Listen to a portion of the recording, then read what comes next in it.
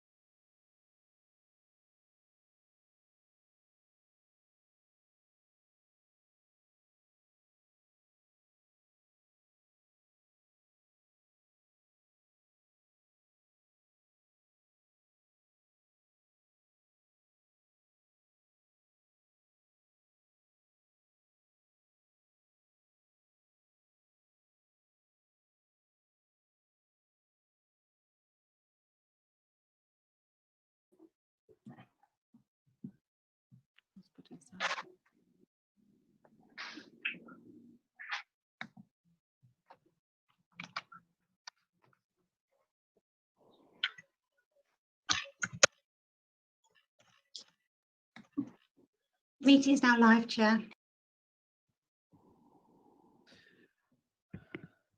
Welcome, councillors, to this meeting. This is a public meeting being streamed live to you, YouTube, and via the council's website. The meeting is also being recorded for purposes of the minutes.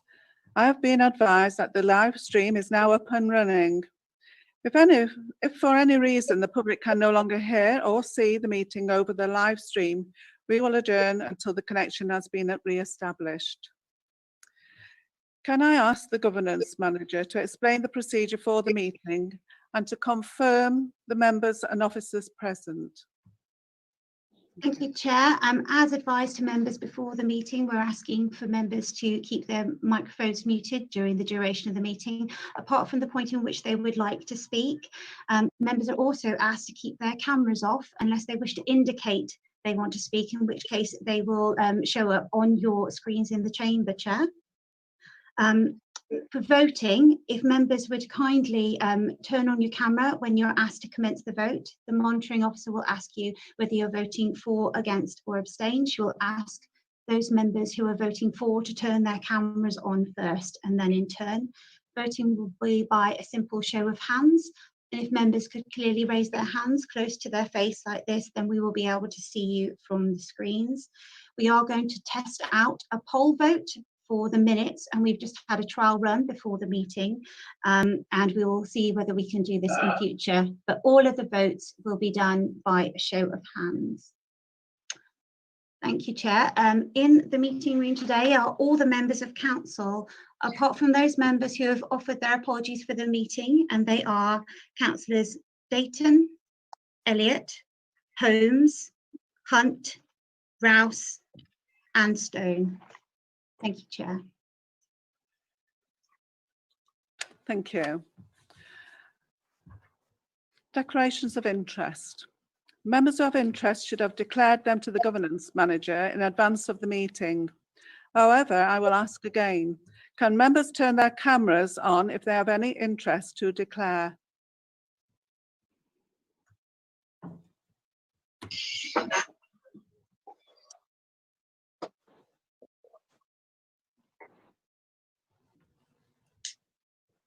No members are indicating they have interests, Chair.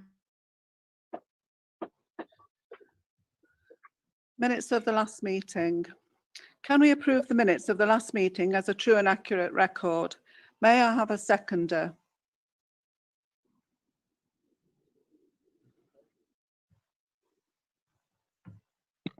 Yeah.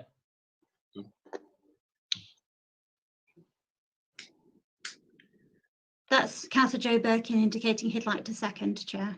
No, sorry. Hello? Councillor Joe Birkin wishes to speak, Chair. Thank you. Councillor? Thank you, Chair. I just need to point out that my attendance at those in the minutes of the last two meetings have been missed out, and I was there on the 18th of May, but it's not in the present list that's in the minutes. Thank Could you. that be altered, please? Subject to that amendment, then, Chair, can I propose them as a true and accurate record?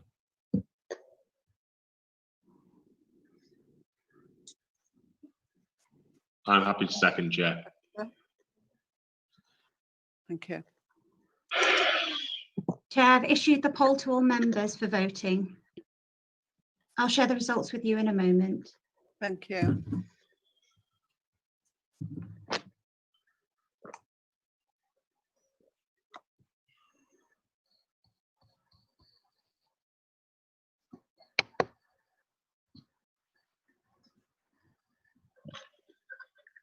With 42 votes for, that's carried, Chair. Thank you. Chair, can I respectfully request that people get closer to the microphones? I'm having real difficulty in hearing some people, and it's exacerbated as well as because there's a delay in the video. So trying to read the lips at the same time is practically an impossible task. So maybe can we just ask members to get closer to the microphone, please? Thank you.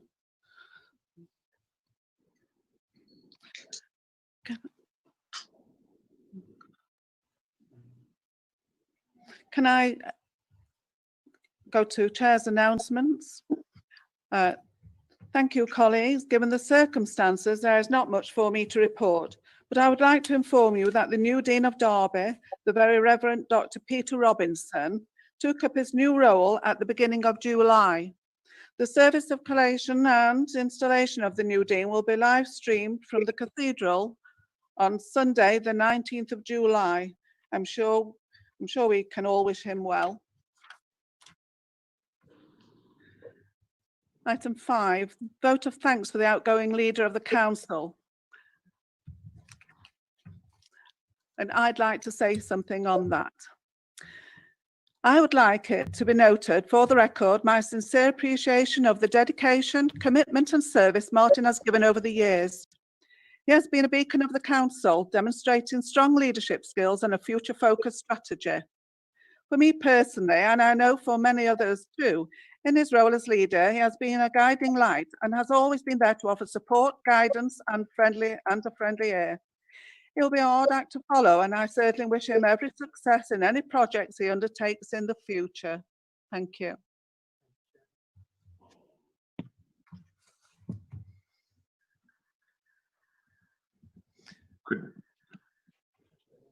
Could I indicate my wish to speak, Chair? And mine, please, after Alex. Thanks. Thank you. Councillor Dale. Thank you, Chair. Can I start by associating myself with the words you just gave then? One of the first occasions I met Martin was actually in an interview room. I was a budding young activist hoping to be the Conservative candidate for Colaston Ward in the 2015 election, and Martin was at the other side of the table on the interview panel. Despite quite a few tough questions delivered in true head teacher style, I'm pleased to say I not only made it out alive, but was also as a successful candidate. And in spite of this slightly nerve-wracking first encounter, Martin and I quickly became close colleagues and good friends. And I feel extremely privileged to have worked alongside him as Deputy Group Leader since 2016. I know that Martin's been a member of the Conservative Party now for 37 years, witnessing firsthand the resounding victories, crushing defeats, and everything else in between along the way. His long and distinguished career in local politics started in Chesterfield, where he served as a borough councillor from 1991 to 95, and during which time he rose to the rank of group leader. But it was over the border in North East Derbyshire that Martin's political career really reached new heights. In 2017, he was elected to represent, 2007, he was elected to represent Brampton and Walton Ward. And I understand from Martin that when he first joined the Conservative group, it met only very infrequently during his first term, and was there was rarely ever a whip in place for any voting at full council. But all of that came to an abrupt end in 2011, when Martin was elected group leader. He implemented regular group meetings, a shadow cabinet system, and the whip. And over the course of the next 8 years, Martin led an effective opposition, always jumping at the opportunity to scrutinise the Labour administration and hold it to account. And as the group got better and better, so too did its fortunes. Last May, Martin led us to victory to become the first Conservative administration ever to run North East Derbyshire District Council. What makes the result so much more impressive is actually when it's viewed within the national context of some pretty dire polling for the Conservatives. On the same day that Martin became leader of the council, the Conservatives lost 44 other councils in the country and 1,330 councillors. Over the past year, Martin's led an ambitious programme of reform with an administration that's got straight to work in delivering on its manifesto commitments, freezing council tax, reducing the leisure subsidy, restructuring the senior management team, hosting jobs fairs, promoting neighbourhood planning and fighting fracking, just to name a few. But arguably Martin's finest achievements have come during the COVID-19 pandemic. True to form, as the country fell into lockdown, Martin's public service instincts ramped up, and he helped to transform the function of the council almost overnight, so that it could play a key role in supporting our residents and communities through the worst of it. During the pandemic, the council has telephoned over 7,000 people to offer assistance, delivered over 4,000 medical supplies, delivered food and local newspapers and magazines to hundreds of residents who are most isolated, contacted over 1,800 businesses to help them access financial support, provided over 1,500 grants to businesses totaling almost £18 million, awarded 350 businesses with 100% business rates relief, and received over 20,000 calls and emails from residents and businesses requesting support and advice. And absolutely none of this would have been possible without the leadership that Martin has shown. So on behalf of the council, and in particular the Conservative group, I want to thank Martin for everything he has done, both as group leader for the past 9 years and as leader of the council since last May. With experience comes wisdom, and on a personal note, I want to thank Martin for all of the advice and guidance he's given me over the years on all matters relating to politics and local government.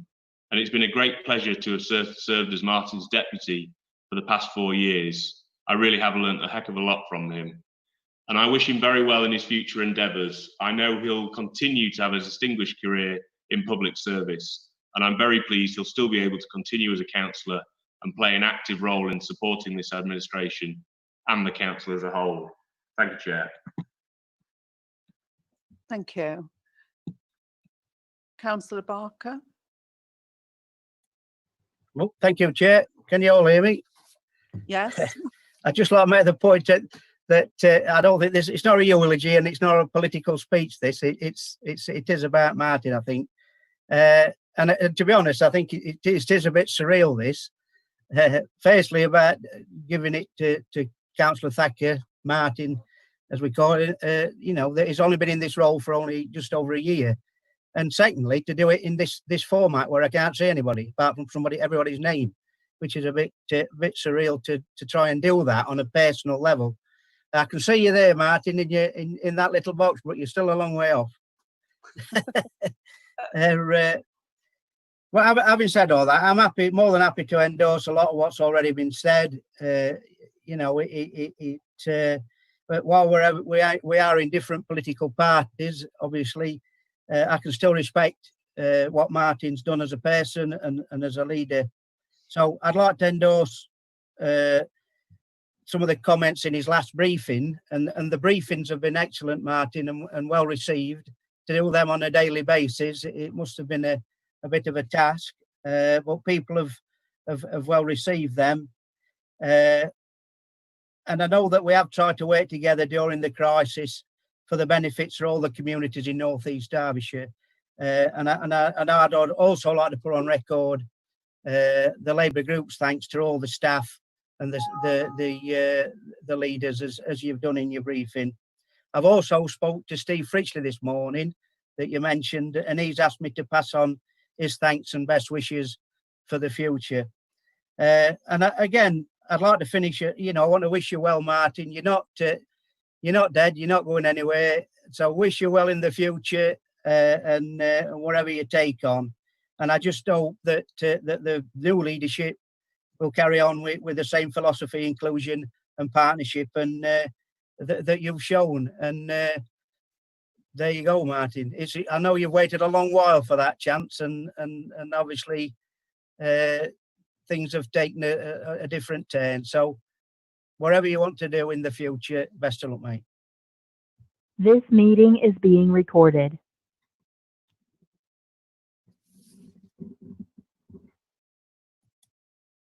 Thank you. Councillor Thacker. Thank you, Chair. Can I first of all thank you for your very kind words and the words of Councillor Dale and Councillor Barker. I know I didn't quite make the 10 out of 10, Nigel, but that sounded as close as I'll ever get. I was reminded by some of my colleagues that I have been involved in politics longer than they have been born. I started life in party politics in 1983 because I wanted to make a difference. I spent several years learning my trade and developing a knowledge about campaigning. I stood as a candidate for election for the first time in 1989, and I was elected on my second attempt in 1991. I joined a council with many long-serving councillors. Some of them had been on the council since the 1960s and had much to offer. I came to appreciate that experience in local government is a commodity to be prized. I was first elected to North East Derbyshire District Council in 2007. I had been approached by the then leader of the Conservative group, Bill Pickford, who said my reputation as a campaigner meant something positive. The deputy leader at the time was the great Mike Emmons. Both he and Bill understood that loyalty in politics is to be valued. I hope my experience and positive reputation will be used as a force for good in my new role. It is with sadness that I step down as leader of the council. However, I have appreciated the support of elected members from across the chamber, as well as that from a number of dedicated staff. And to those people, I extend a heartfelt thanks. I am proud to have been responsible for a number of achievements, particularly the signing of the BSL Charter. Campaigning for the rights of people who are deaf has been the cause closest to my heart for the majority of my life and will continue to be until the day I draw my last breath. The Council's response to COVID-19 has been outstanding. While there has been personal cost to me, I take pride in all that has been undertaken to make a difference for residents in this district. We truly have saved lives. During the pandemic, I hope that cross-party working has helped others to have a better understanding of me. I have certainly gained a better understanding of the leaders of the other parties, and I am grateful for your assistance and encouragement. This is not retirement.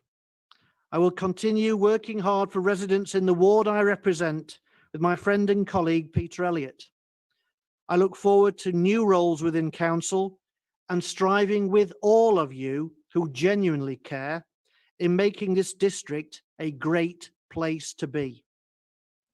Thank you for the many messages of kindness and congratulations.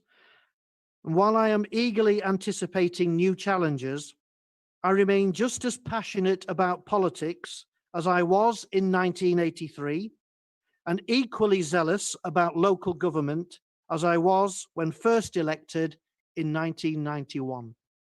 Thank you. Thank you, Councillor Becker. Going on then tonight, item number 6, the election of leaders. Chair, we have members indicating they'd like to speak. For your reference, Chair, you have Councillor Tracy Reader, Councillor Ross Shipman, Councillor Barry Lewis. Pardon. Oh, sorry. Can we have Councillor Reader? Yes, Chair, I'm really sorry. I did mean to come in before Martin began speaking, but again, Martin, just want to echo all the sentiments that you've had and to say I wish you lots and lots of luck in your new role that you're going to have. And also, as you've said, you're not going to be going anywhere in the council, so I'm sure you will still be there to give us hell on the other side of the chamber, as you have done. But yes, I just wanted to say, you know, respect where respect's due with regards to the work that you've been doing during the coronavirus pandemic and allowing us all from different parties to be involved in that process, because it really has meant that we've all had to pull together in this difficult time. So thank you for allowing that to happen. And also, I've known you professionally, Martin, so as well outside of this. So thank you very much, and you will be missed. Councillor Shipman. Thank you, Chair. It'll come as no shock to anybody that Councillor Thacker and I have not always agreed on issues that have come before Council. But even though we've had robust debates, I know that he's always had the district first and foremost in front of his mind when he's made the decisions that he's made. You know, he's always brought his humour to Council, which is always nice to see because they can drag on a bit sometimes. And I would just like to echo comments that during this coronavirus crisis, I would say that is done an excellent job leading this council's response to that situation. So if I'd like to pass my thanks on again for that. In stepping down, we'll leave some big boots to fill. So Councillor Dale will have a job on his hands to match and do better than what Councillor Thacker has done. And I'd like to wish him well in his new role and look forward to working with him as a local councillor in the interest of North East Derbyshire residents. Thank you. Thank you, Councillor Shipman. Is there anyone else? Can I say something, please? Yes, please do. I can't really, it's Councillor John Fennell. I can't really add to what's already been said regarding Martin, and I endorse everything that's been spoken. What I would like to say is a big thank you to Martin for the last 12 months, because the transition from one regime to another, then facing up for COVID and all the implications that goes with that, it took someone of some exceptional capability, and I think Martin, in my book, falls into that category. So I'd like to thank him for all the hard work, particularly over the last 12 months. Thank you, Martin. Thank you. Chair, Councillors Charlotte Cupit, Barry Lewis and David Hancock are indicating they would like to speak. Councillor Cupit. Thank you, Chair. Again, it's very surreal to be doing it via this way rather than us all being in the chamber, but we've moved to different times at the moment. So yeah, it's hard to know where to start in highlighting my thanks to Councillor Thacker. So I'll just choose a few examples, which I think some people have already echoed, to illustrate what I think are my key appreciations, and in the knowledge that I could speak on many more. As I think has already been highlighted by other speakers, as well as being a councillor, Councillor Thacker takes the role of being a councillor to its fullest extent and works tirelessly to help a wide variety of residents, charities and communities across his ward, also across the district. And he's worked to make sure this is at the heart of the council's agenda. From the armed forces and veterans to the local RSPCA, and as a local school governor, chair of his parish council, many more. Everyone I meet knows Councillor Thacker. I'm genuinely not sure how he finds the time to be in so many places at once and help so many people. But I know he'll always find time to talk to someone and help them if he can. I know he'll continue to do that. I think, as has been echoed, I think this dedication has been perfectly illustrated during COVID-19. Councillor Thacker has helped adapt and harness the council to concentrate on helping residents and businesses with the specific challenges posed, probably at one of the most difficult periods of our lifetimes. I've spoken to many residents just in my ward who have been helped by the council during this time and are immensely grateful, and I know this is replicated across the district. It's clear we've been a lot more proactive than many other councils, so I pay thanks to officers and staff, but also to Councillor Thacker for leading this and being there for so many thousands of our residents when they really needed us most. To move on to a personal note, I've been on the council since 2015, and Councillor Thacker's advice and political wisdom have been invaluable to me in the steep learning curve I think we all have, of both how things work on a practical level, but also how to make a real difference for residents in our area, in the machinery of local government.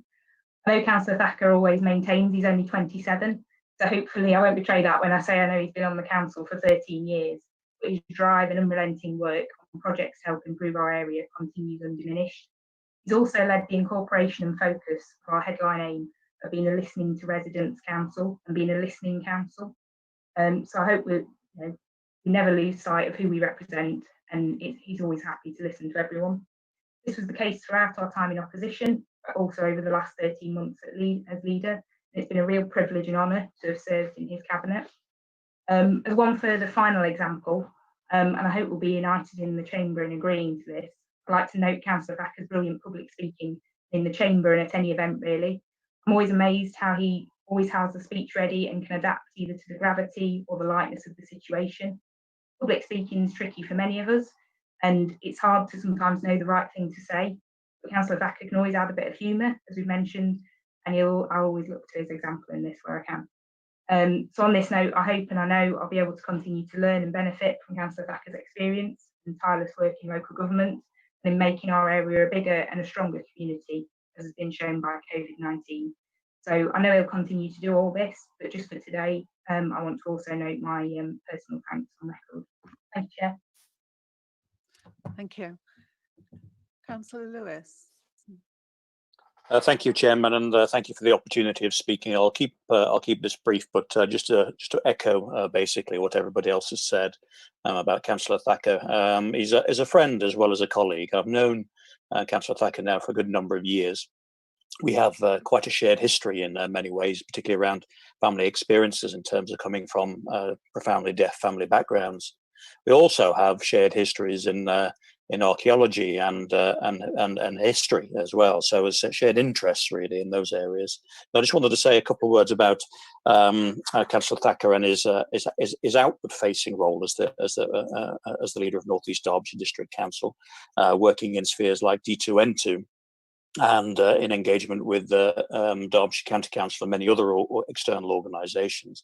And I have to say that one thing that sort of sticks out really about Councillor Thacker, he is an exemplary advocate for North East Derbyshire District Council, and always shouted his corner for the district in every meeting that you were ever like to see him on.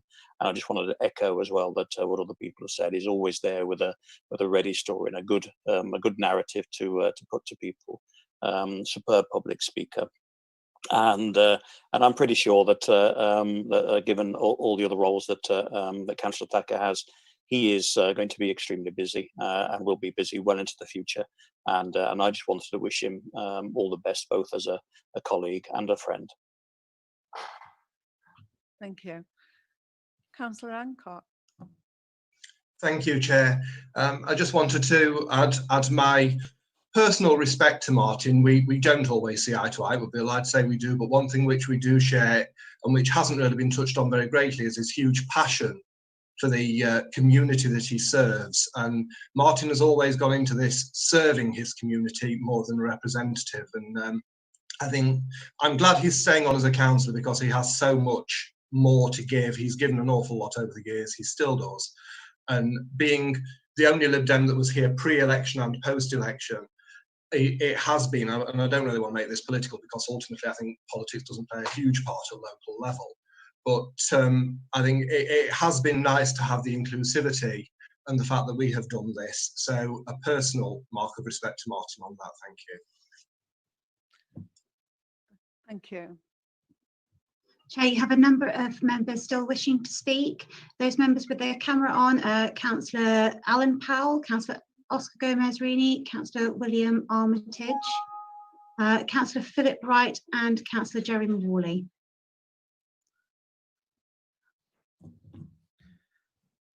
Councillor Powell.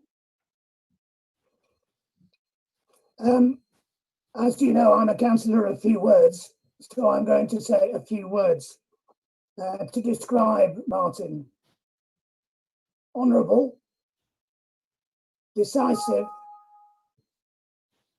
fastidious, knowledgeable, sagacious, discerning, shrewd, understanding, traditional, prudent, dedicated, and wise.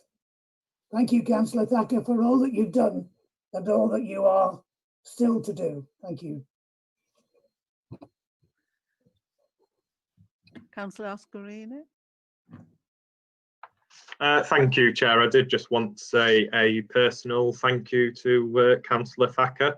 So when I first got elected last year, I definitely felt like I was the new kid in school. The council was scary, it was a big place, it felt really complicated and mind-blowing. But over the last 12 months, Councillor Thacker has been a great support for me. He's helped me settle into my new role, understand the workings of the council, and he has also placed great trust in me. So I do look forward to working further with Councillor Thacker, in his continued work supporting our district. And I do also wish Councillor Thacker all the best of luck in his future endeavours. Councillor Morley.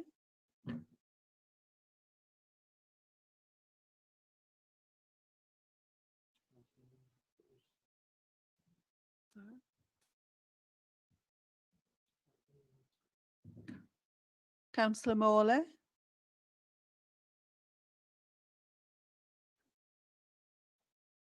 Councillor Philip Wright.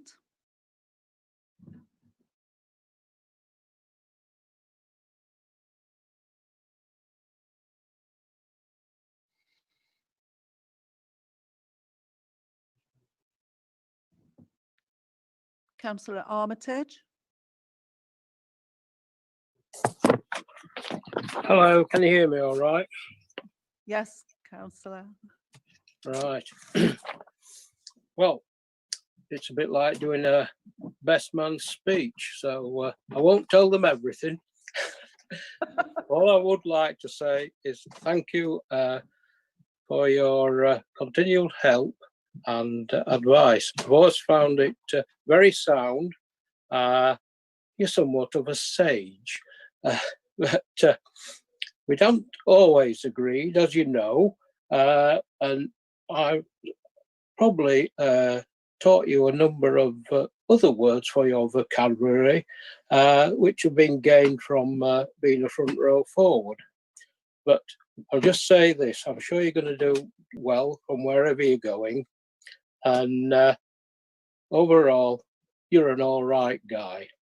Thank you again. Thank you. Councillor Morley. Morley, yeah. Morley, yeah. No, can't get it out. Councillor Morley, you're live in the meeting if you'd like to speak. No, thanks. If you can hear me, I can't see anything at all. Okay, thank you, Councillor Morley. We'll get some tech support to you. The screen's gone altogether, thank you. We can hear you, Councillor Morley.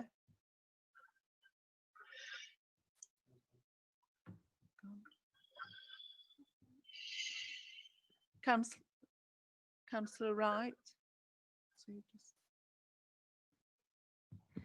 Councillor Wright. Do we have any further councillors that would wish to speak, please? Yes, Karen, you have Councillor Jeff Lilly, who's indicating he would like to speak. Councillor Lilly. I'm sorry, I cannot hear the chair whatsoever. I don't know whether there's something wrong with the microphone, but I can't hear a word that's been said. Councillor Lilly will arrange some tech support to contact you to help with your audio settings. Is anyone else? Any further speakers, Nikki? Yes, we have two further speakers indicating Councillor Betty Hill and Councillor Jeremy Kenyon. Councillor Hill.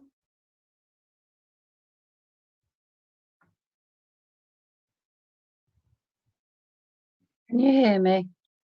Yes, Betty. Right, thank you. Well, Martin, I've heard all these things that's been said about you, and over the past you and I have had one or two arguments, but I think we've always genuinely respected one another. And after all listening to all that's been said, I'm really surprised that your party hasn't taken you to that leadership chair and made you stop there, because you will be very badly missed. That's all I want to say. Thank you. Thank you. Councillor Kenyon. Thank you, Chair. Yes, everything's been said really. I just want to know Martin's depth of knowledge about every part of this council and the wider political environment we work in. Whatever question I went to Martin with, he would give me a detailed and well thought out answer and point me in the right direction. He sets a very high standard for all of us to aspire to as councillors. Thank you, Martin. Chair, may I say something? Councillor Huckabee? Yes. Yes. Well, I'd like to say a big thank you to Martin. I've known him for a long, long time, initially as a magistrate, and by doing that, he persuaded me to join the council. He's been a big help to me and a good friend, and like everyone else, he will be very, very sadly missed. But I hope to see him at other venues other than the council. Good luck, Martin. Thank you. Councillor Angelique Foster. Thank you. Yeah, I will keep it very brief. And just to note some of the words that have been said, my word of thank. I was a councillor in 2011 when Martin started his career as leader of the Conservative group. We were in opposition at the time. And yeah, just to confirm some of the words that were said about the knowledge that Martin has about the rules and regulations of the councils and who to speak to in the council, etc. So just to note my words of thanks for his role in the council as well. And also, I think someone said, but I can't remember exactly who it was, his dedication to the district and to his role as a leader of the council. Thank you. Thank you. No, that's it. Thank you. I've already done my speech, so just remains for me to say thank you for all those very kind words. I didn't realise that people thought so highly of me, so I've decided to change my mind and stay. No, I'm just joking. Thank you very much for your very kind words. It really is appreciated, and some really wonderful things said, and very heartwarming, and it means a lot that it's come from such a cross section of people from the chamber, and particularly Councillor Powell. Though that range of adjectives from the good old days, it sounded, shows that I now have to go home and look them all up in a dictionary. But thank you very much for those kind words, and thank you to everybody. It means a lot. Thank you.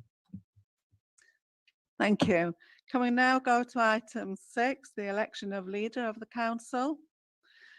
Thank you, members. We will now move to the election of the leader of the council. Can I invite nominations from the floor?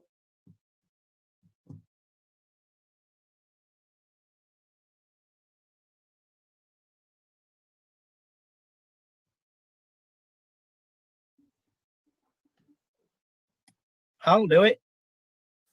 Councillor Jeremy Kenyon indicated he wished to speak, and so did Councillor Charlotte Cupid.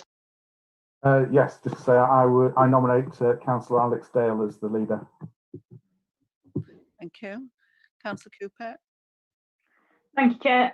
Yeah, I'd like to second Councillor Alex Dale as the leader of the council. I think, as we've just paid tribute, Councillor Dale's got big shoes to fill, but I know that Councillor Dale's got the experience and drive to succeed for the administration, but also for the council. You know, we're entering a difficult time of hopefully recovery from COVID, and I hope that we can work together cross-party, but across the chamber to sort of work together and be able to help our district back to recovery for all our residents and businesses. I know that Councillor Dale has the experience, drive, commitment to do that and to work for every resident. Thank you. Are there any further nominations?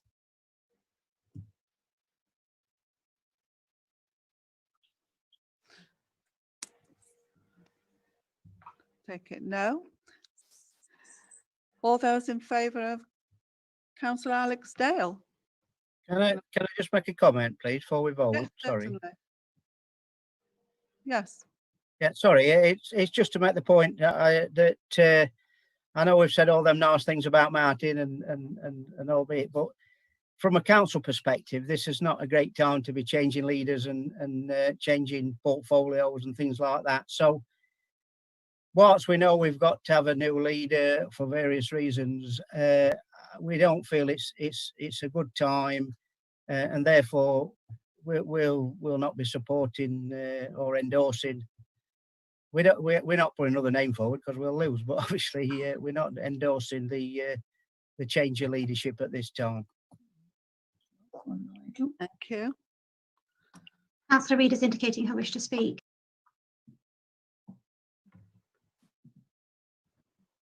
Chair, am I able to speak? Councillor Reid, yes. Yes, I just want to make the point. I completely agree with Councillor Nigel Barker and have concerns. Obviously, now Martin has been, working really hard through the coronavirus pandemic, and obviously that has thrown a lot of chaos towards the council.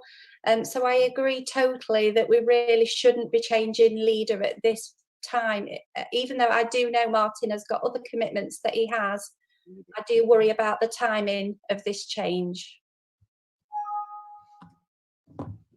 Thank you. So, all those in favour of Councillor Alex Dale? If I might, Chair, if we can go through the procedure, could every member please switch their cameras off so that I can ask who's going to vote in favour? Thank you. Off. Off. And then I will ask for all those in favour to switch their cameras on.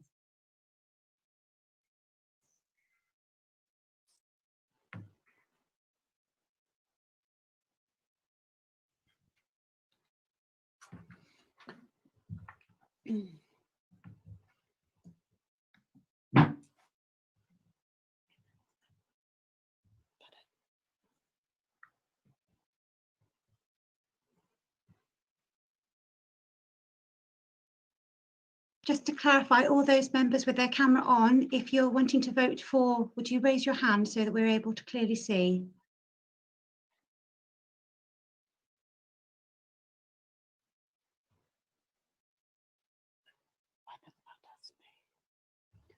Okay.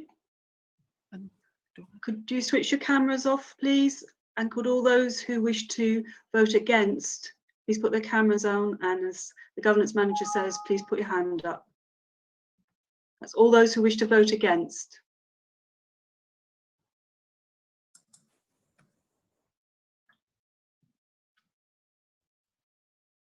Please put your hand up if you wish to vote against.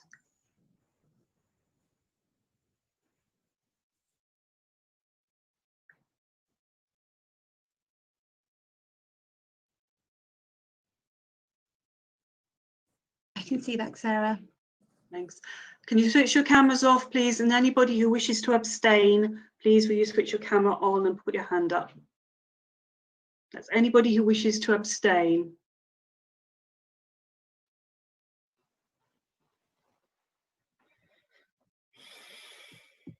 That's 3 abstentions. Yeah, I agree. That's carried, Chairman. Thank you.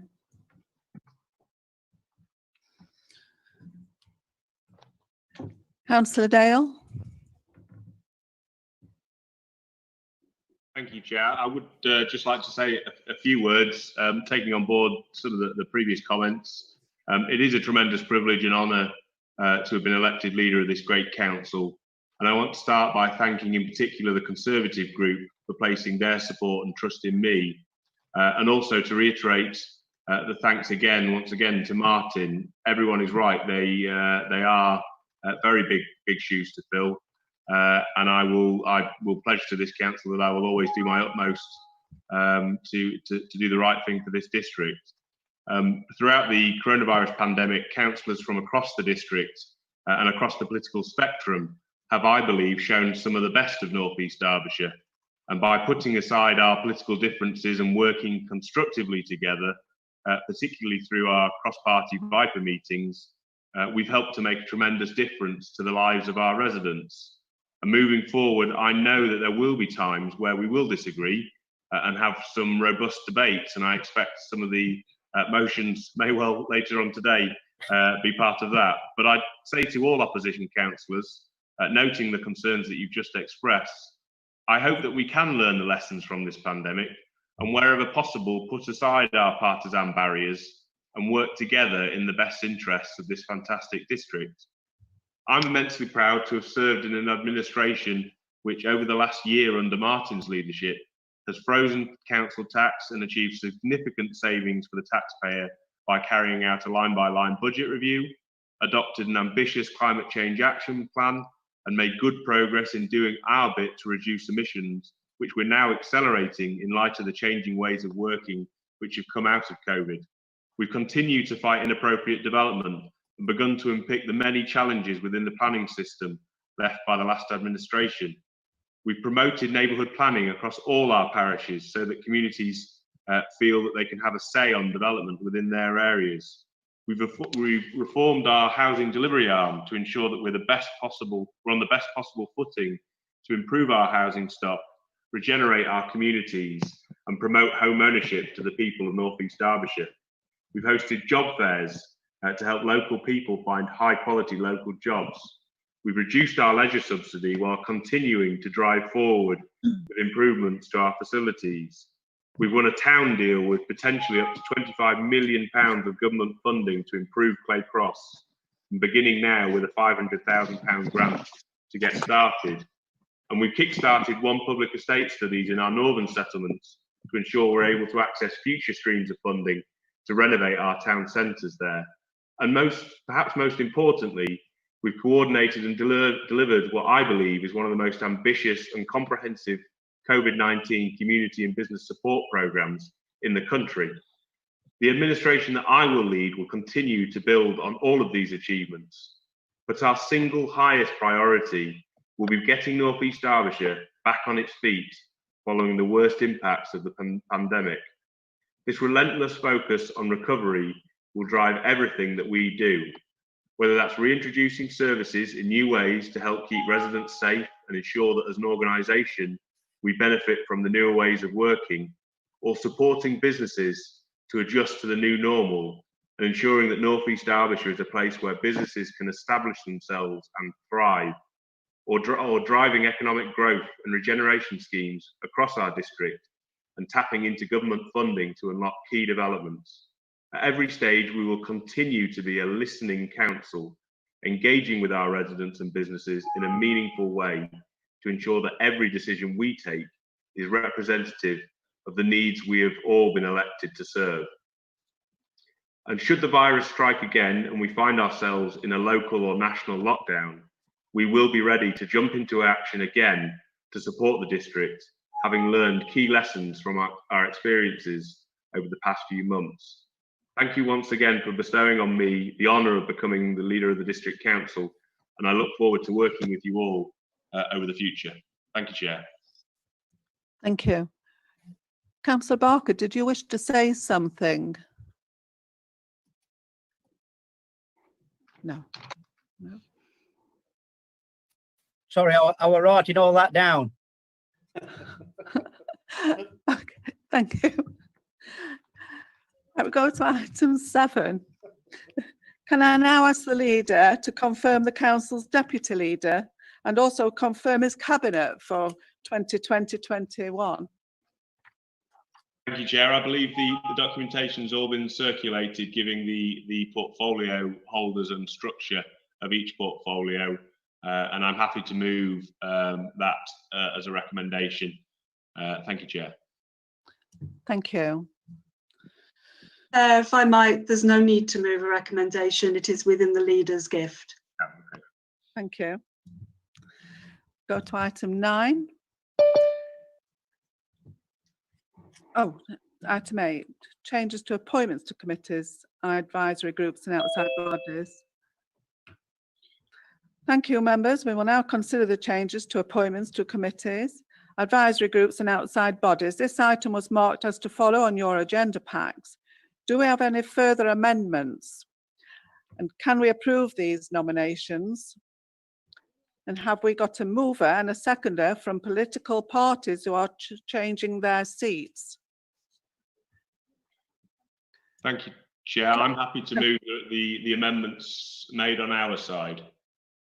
Chair, I think Councillor Shipman wants to speak. Yeah, Councillor Shipman. Thank you, Chair. If I could just make some amendments to the Lib Dem allocations, if that's possible. Just move, if you can move me to planning, Councillor Hancock to standards, so the other way, and take me off obviously standards, and Pam Windley as a substitute for planning.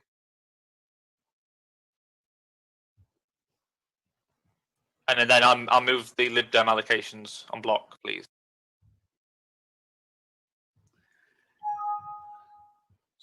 Thank. We got a seconder. I'll second that, Chair.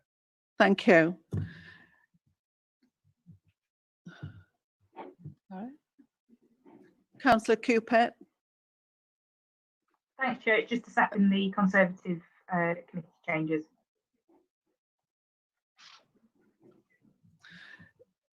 Can the monitoring officer please lead us to the vote? Will all those voting in favour please switch on the cameras and put their hands up?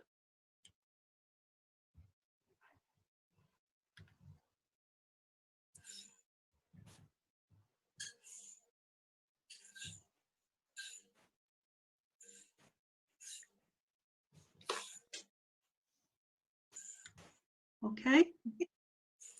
I've got that, Sarah. Thank you very much. Can you switch your cameras off? Anybody who wishes to vote against, please switch your camera on and put your hand up.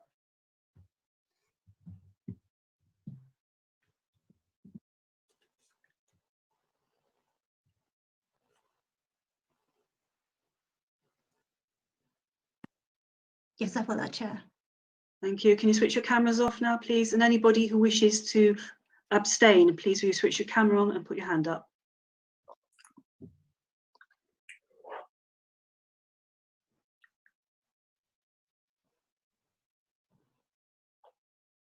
Okay.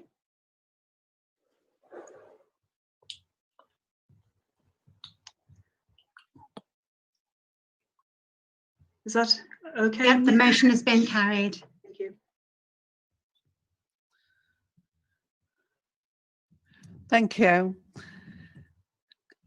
We will now move on to changes to appointments of the chairs and vice chairs. This item was also marked to follow on your agenda packs. Can we approve these changes? And have we got a mover and a seconder? And can the monitoring officer please lead us in the vote? Thank you.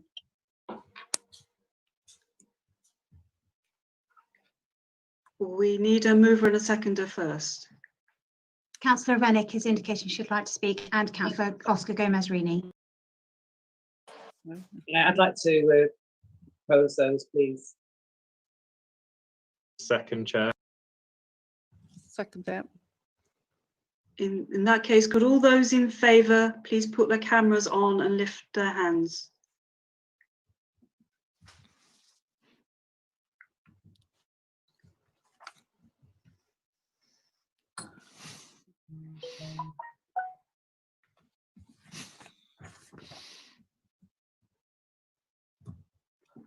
I've got that, Sarah.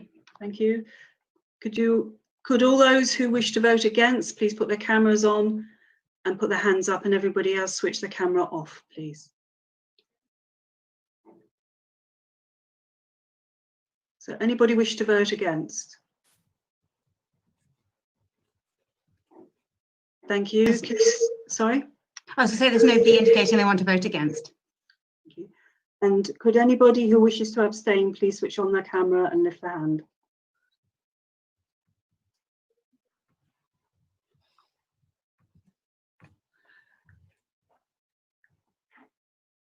Thank you. Yeah, that's carried. Thank you, Chair. Thank you. Under the next item, public participation, there is one question from a member of the public. Just to remind members, there is no debate allowed on public questions. The question this afternoon is from Anne O'Day to the portfolio holder for transformation and climate change, to Councillor Jeremy Kenyon. Ms. O'Day, could you please ask your question to the portfolio holder? Yeah.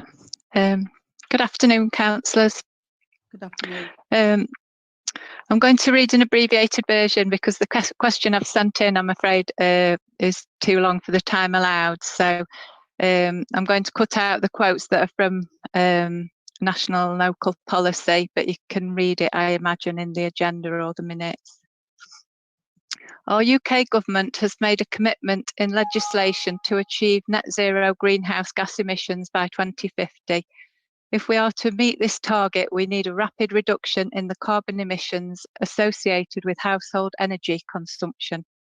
In a report last year, the Committee on Climate Change warned that the UK's legally binding climate change targets will not be met without the near complete elimination of greenhouse gas emissions from UK buildings. The key role of planning in reducing greenhouse gas emissions is acknowledged in the North East Derbyshire Climate Change Action Plan 2019 to 2030.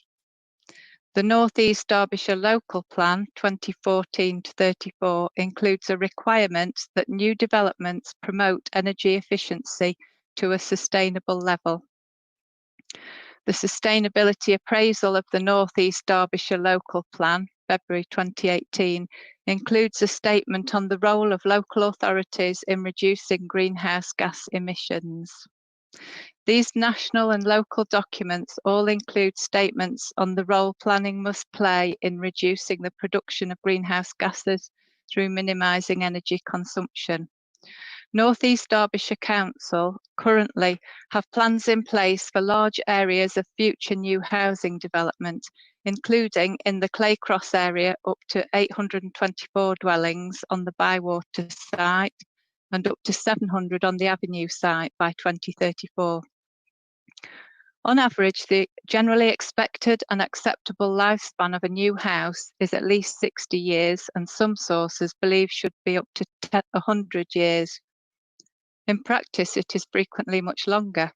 If houses currently in the planning stage, including those in North East Derbyshire, are likely to last towards the end of this century, and some of them well beyond, they need to be achieving zero carbon or passive house standards if they are to meet the requirements of the UK net zero greenhouse gas targets.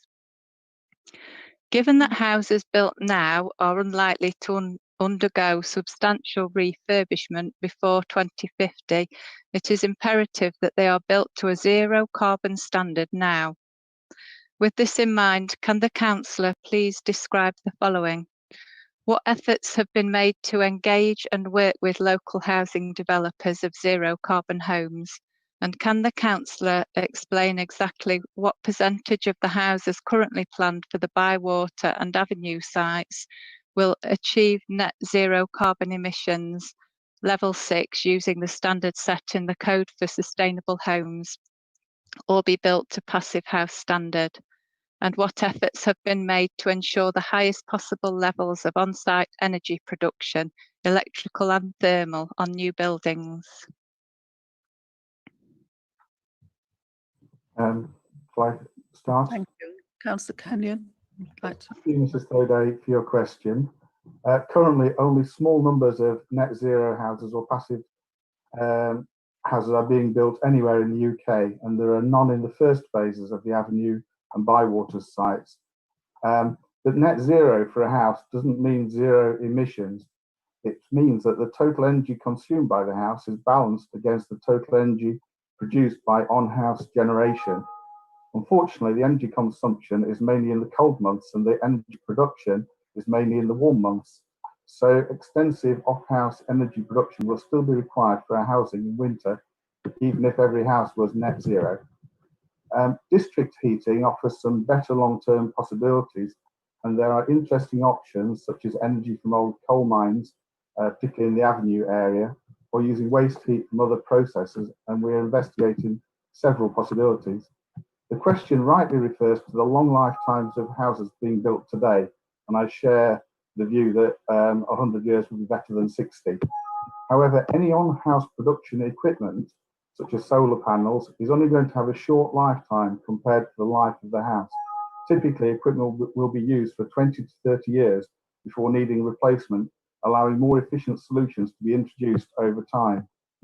The fundamental way to reduce emissions from housing is to reduce the energy needed to heat and cool a house, which is down to better design and insulation and other things such as reducing water usage. That is why building standards for new homes focus on these elements, and our planners spend considerable time working with developers, setting out expectations in our planning policies, reviewing planning applications, and ensuring energy efficiency requirements are met and exceeded. We also have a clear need to maximise emission cuts for the available resource.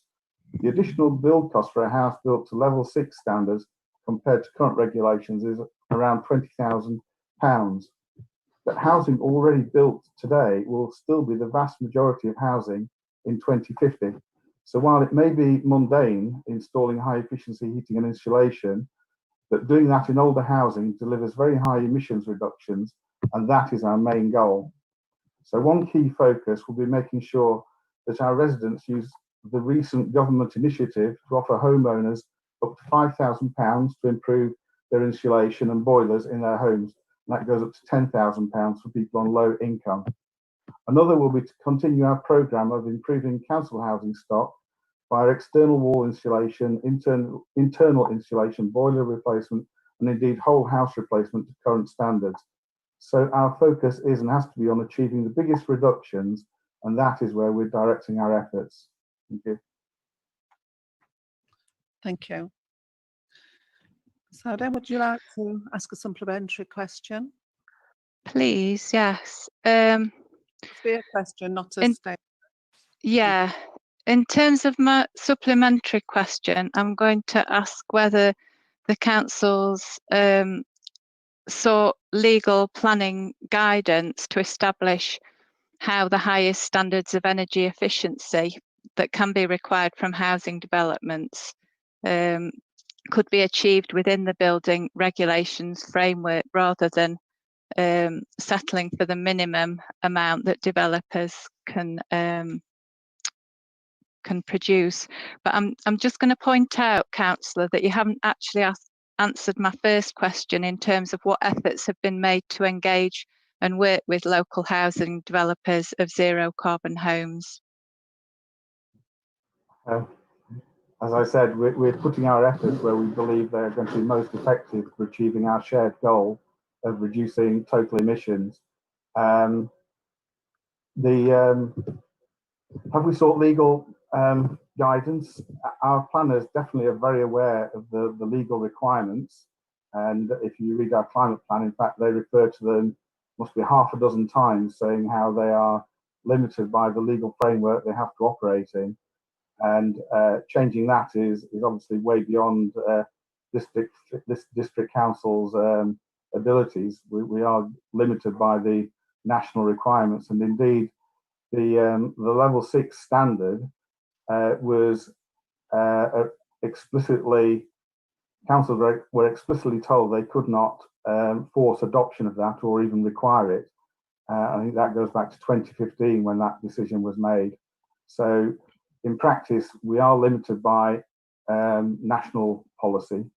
I would also say that the difference in cost between level 4 and level 6 is substantial, and we have to balance the need to produce affordable homes for our population, our growing population, against the extra efficiencies that you get between level 4 and level 6, for example. What I would also say, though, is we're very much looking forward to the upcoming new future homes standard, because that will significantly increase the efficiency of new buildings and should reduce the carbon footprint by, estimates vary, but between 60 and 70%. So we're very much interested in that becoming part of the national regulation, if you like, because that will give a long-term benefit on the new housing as well. Thank you, Councillor Kenyon. Thank you. That concludes the public questions, so we'll move on to item 11. Can I now invite the scrutiny chairs to present the scrutiny annual report 2019-20? Thank you.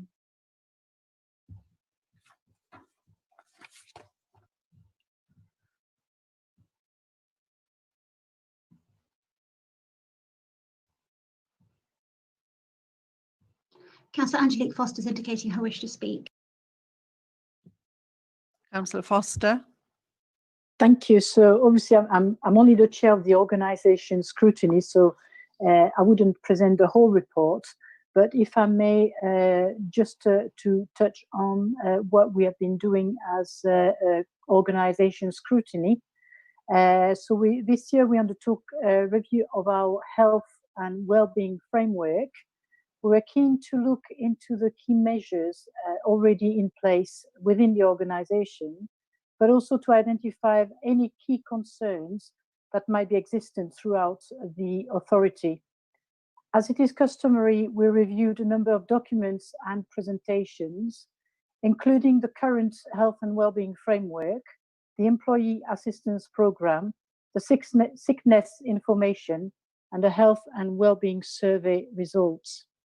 We also carried out a number of interviews with managers and carried out walkabouts at Mill Lane and Eckington Depot, where members of the scrutiny committee were able to converse directly with the employees.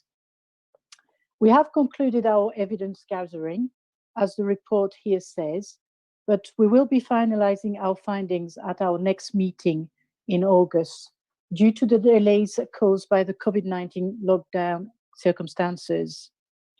So at this point, I would like to thank the staff for their continued commitment and hard work in the face of unprecedented challenging circumstances.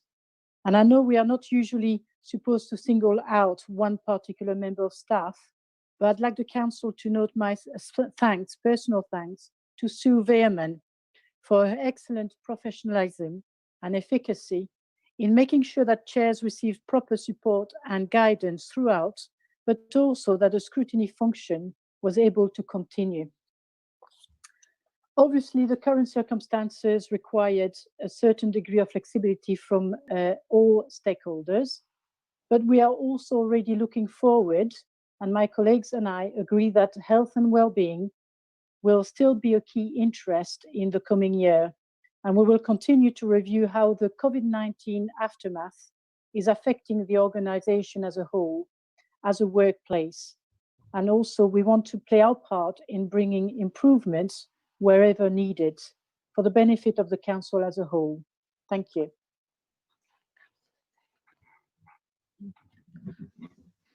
Thank you. Councillor Tate.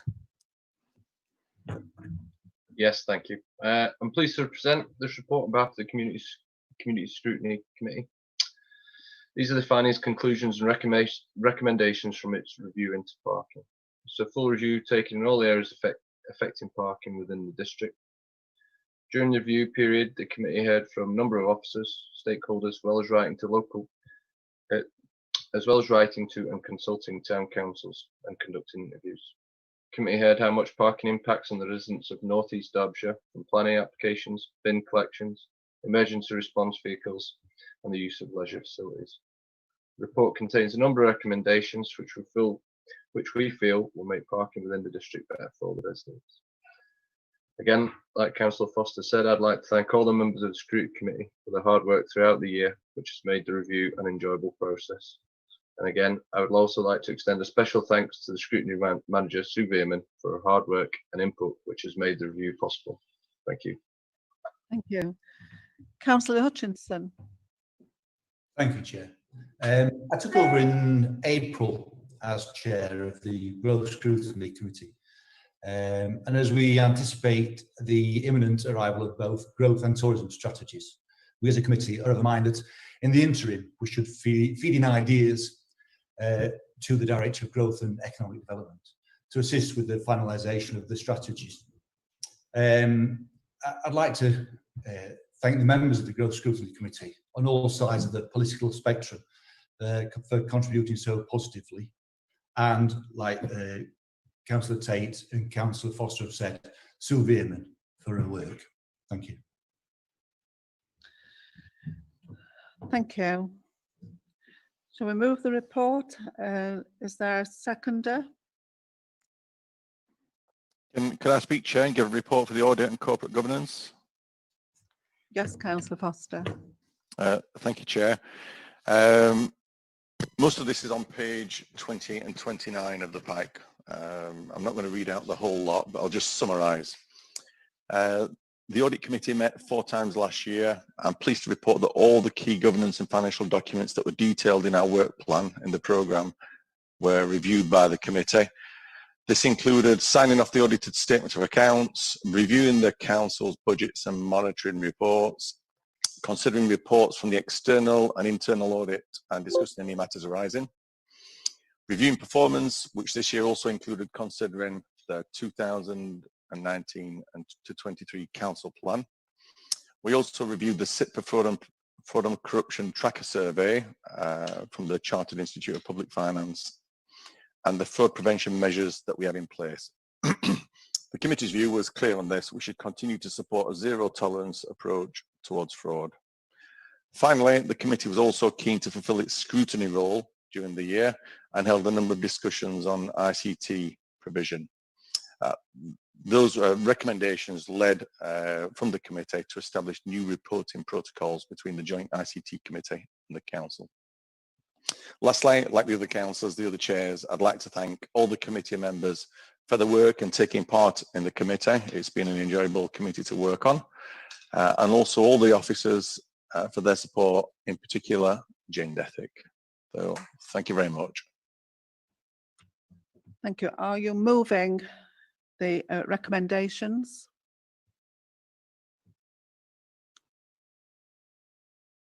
I'm happy to move, Chair. If not, I'll second. Thank you. Are there any comments?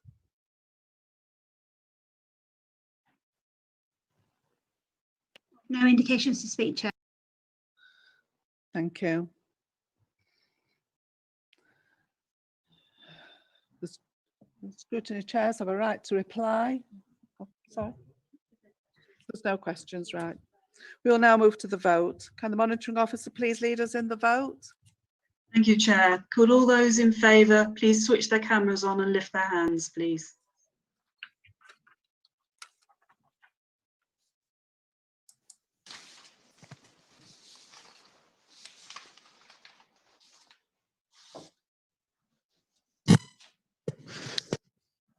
Thank you. Could anybody who wishes to vote against please switch their camera on and lift their hand?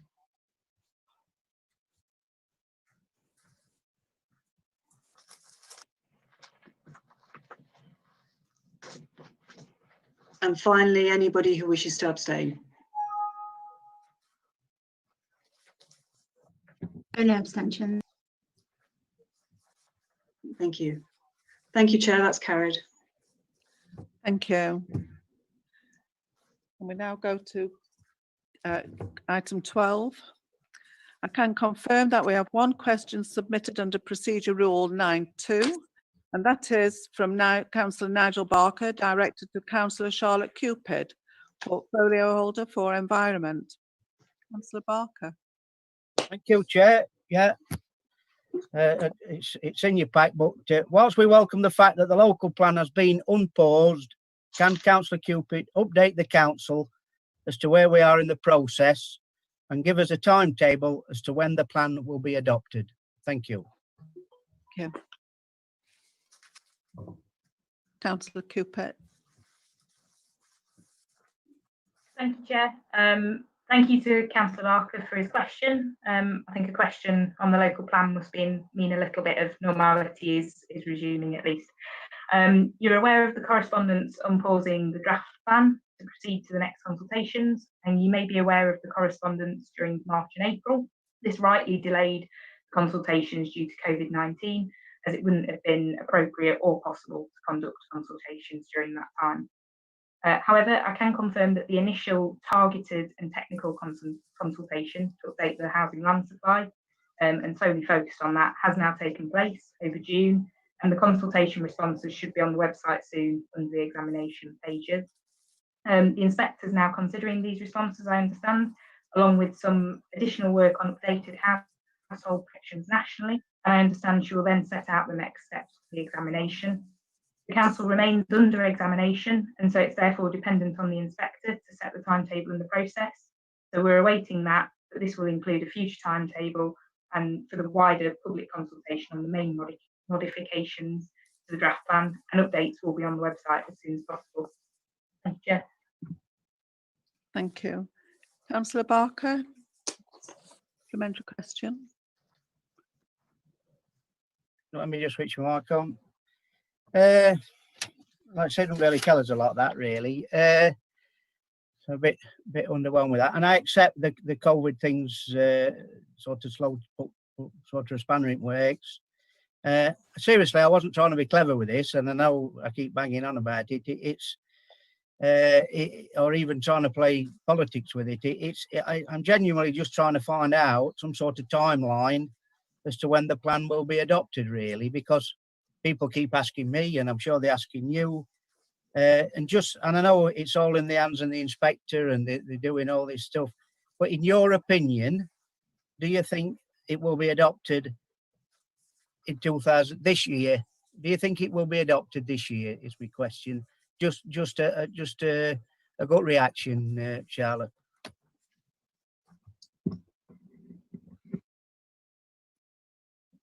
Thank you. Councillor Cupid. Thank you, Chair.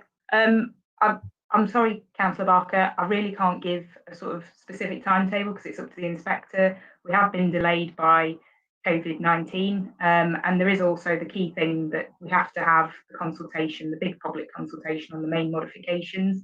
I don't think it's right, so I can't and I won't preempt the next public consultation on the main modifications or the inspector's decision on that and her final report. I know you may not have been keen on this as a previous Labour administration, but the whole point of a consultation is that you listen to residents and to the people you're consulting, which is a council we're keen to do. And we've said that all here today. So I hope we can do that, and then the inspector will take those views or points into account in her next steps, and then we can move on. But I'm sorry not to be able to give you a specific answer, Councillor Barker, but it is up to the inspector to decide the final timetable.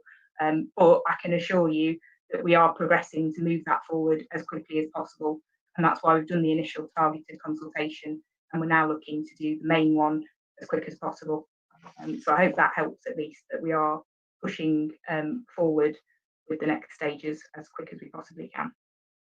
Thank you. Thank you. That concludes today's question session, and we'll now move on to item 13. Thank you, members. In accordance with Council Procedure Rule 10, I can confirm that we have 3 motions to consider. I now invite Councillor Hancock to move motion A on the agenda.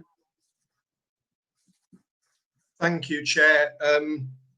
Actually, in light of this one, because there has been correspondence which has been taking place today, so purely for notes for the minute, because this motion has actually been coming forward for months and it's been held up by COVID and then the conversion onto remote monitoring. So we've been able to work with officers in the meantime, and the legal team have actually confirmed to me literally at lunchtime today that they are actually able to put this through, so we don't need to do it. I did email the monitoring officer, but I suspect, in all honesty, she hasn't even had time to access the email because it was around 12:30 today. So I am withdrawing the motion, but if for the sake of the notes, I could thank Kevin Chilito, the legal officer, who has put a heck of a lot of work in, but also because we have so much in this council which goes on playing party politics, I want to actually pay my thanks to the various members from all of the political groups who have actually also been quite productive in this motion as well, and quite positive and supporting of it. So the motion is withdrawn, so it's purely a note at this stage, but if we can note the various thanks. Thank you, Councillor Hancock. We'll now move to the second motion. I invite Councillor Shipman to move motion B. Thank you, Chair. I will just firstly point out before I start, because I'm sure this will be thrown at me in a second, there are no plans, as far as I know, that there's going to be any raising of councillor allowances or special responsibility allowance. So I just want to make that absolutely clear. But this motion is to preempt anything that, or any attempts in future which may come from a group or an independent remunerations panel about raising such allowances. Now, it pleases me to move this motion and enshrine that the councillors are truly in it together with our communities by holding off any debate about raising councillors' basic and special responsibility allowances until at least 2022. It really should go on longer, to be honest, given the fact that, I mean, the outgoing leader said in one of his recent communications to all councillors, and I believed him when he said it, that the COVID-19 crisis has caused unprecedented strain on the council's finances, and that tough decisions have had to be made on the expenditure and making sure that we're not overspending and we're curtailing any additional expenses we would have perhaps made that we now can't because obviously the strain on the finances. It therefore makes sense to me that the public know that during the next 2 years we are not even going to consider entertaining a debate on raising councillors' basic and special responsibility allowances. I mean, how many times have we heard people say, and just off the cuff remarks, about how they think councillors do this job just to serve themselves? Well, this is an opportunity for us all to show that we listen to them and that we actually care what they've got to say, and that we're all willing to kibosh any potential pay increases for us as councillors. Now, when I posted that I submitted this motion, I read comments of this. Someone from Kilmarsh that said, "Be good if they agree," but I doubt it. Now that's what we're dealing with. There was another one from Lady in Wingerworth who said, good luck with that one. Never known any council to delay a pay rise. It's usually the first thing they do. Well, hopefully we can all come together today and make this commitment to our residents in North East Derbyshire that we're not going to entertain any debate on raising councillors or special responsibility allowances. So please support this motion in its entirety, or if it's going to be amended, extend the date beyond 2022. Thank you.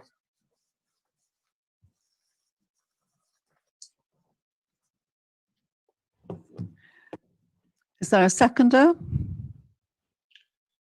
I'm happy to second, Chair, and I'll reserve my right to speak until later in the debate, please. Okay. Sorry. Is there anyone who wishes to speak?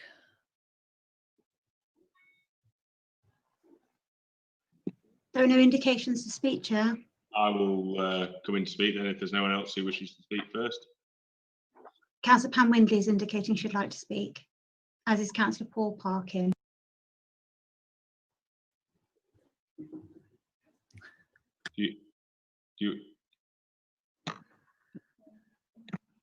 Councillor. All right. Councillor Windley's on mute. Just a minute. Can you hear me now?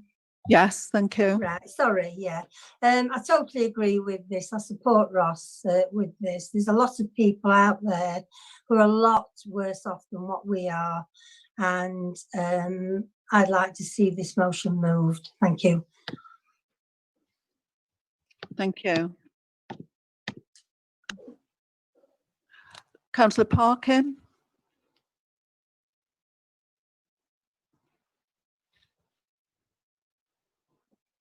Sorry, Chair, my camera came on by accident. Councillor Dale. Thank you, Chair. Just to start by saying that local Conservatives have a proud history of campaigning to keep the cost of our politics low. When Labour took control of the County Council in 2013, I understand that one of their first actions was to give their cabinet members a pay rise of 12%. And when we took control in 2017, one of our first actions was Chair, point of order, please. I would remind Councillor Dale that under Rule 12.4, that we are here to discuss the motion. It's not for party political campaigning. I think I'm entitled to refer to examples of in relation to allowances, Councillor. Councillor Dale, the rule is quite specific. You are to debate the question that is in front of us. I think, Councillor Hancock, I'll look to the chair for advice on this. May I proceed, Chair? Carry on, Councillor Dale. And recently in Bolsover, where the district council there has one of the highest allowances for a district council of its size, it was Conservative councillors that put forward a motion to cut those allowances to more normal rates. But the simple fact is that this motion isn't necessary for two significant reasons. One, which Councillor Shipman alluded to himself. There are absolutely no plans to increase allowances under this administration. It's clear to me that the proposer and seconder of this motion have basically created a straw man in order to try and claim victory for doing absolutely nothing. And perhaps the more fundamental point, though, from my perspective, is that actually whatever the rate, morally it isn't correct for councillors to be setting their own allowances. It's a slippery slope in my eyes that could lead to the erosion of trust in local government. In the same way that MPs don't set their own pay, and rightly so, I don't believe that councillors should. Quite rightly, it's for an independent remuneration panel to decide. The last one presented recommendations to council, as I understand it, in 2017, and is therefore due to present in the next couple of years. We believe that that is the right process to be followed. It should be independent of the council. Benchmarking suggests that our allowances are actually fairly low for an authority of our size and based on the sizes of our wards. However, should the next IRP recommend an egregious increase in allowances, and I certainly hope it won't, then the council still holds the right to refuse it en bloc. And equally, every single member in this chamber has the right to forego their allowances or indeed any increase in allowances. And for these reasons, the Conservative group will not be supporting the motion. Thank you, Chair. Thank you. Councillor Barker. Yeah, thank you, Chair. Again, while we've got a lot of sympathy with what's in the motion, and I'm sure it's something that'll come back again, there's other principles as well, and I think Alex has referred to some there, that it's about setting your own pay and one thing or another, and also I'm sure there's nobody on this panel, on this screen in front of me, that's doing it for money. But in the same breath, we don't want it. We want it to be remunerated at a level where it's not putting people off being councillors. I mean, some people can afford it. There's others that'll struggle on the allowances that we get. And I think if we unilaterally just say we don't want it, then that's you're cutting. We can all individually forego our allowances. We can donate it to other things. I mean, I've put money into the food things, but that I don't want no praise for that. That's my choice. But I think we've got to be careful, and I know we're going to get twisted round on the Lib Dem Facebook or whatever that we're looking after ourselves. But in the same breath, it's independently set that other people we've worked in this position. And so, therefore, on that principle, we'll be voting against this. Thank you, Councillor Barker. Councillor Pickering.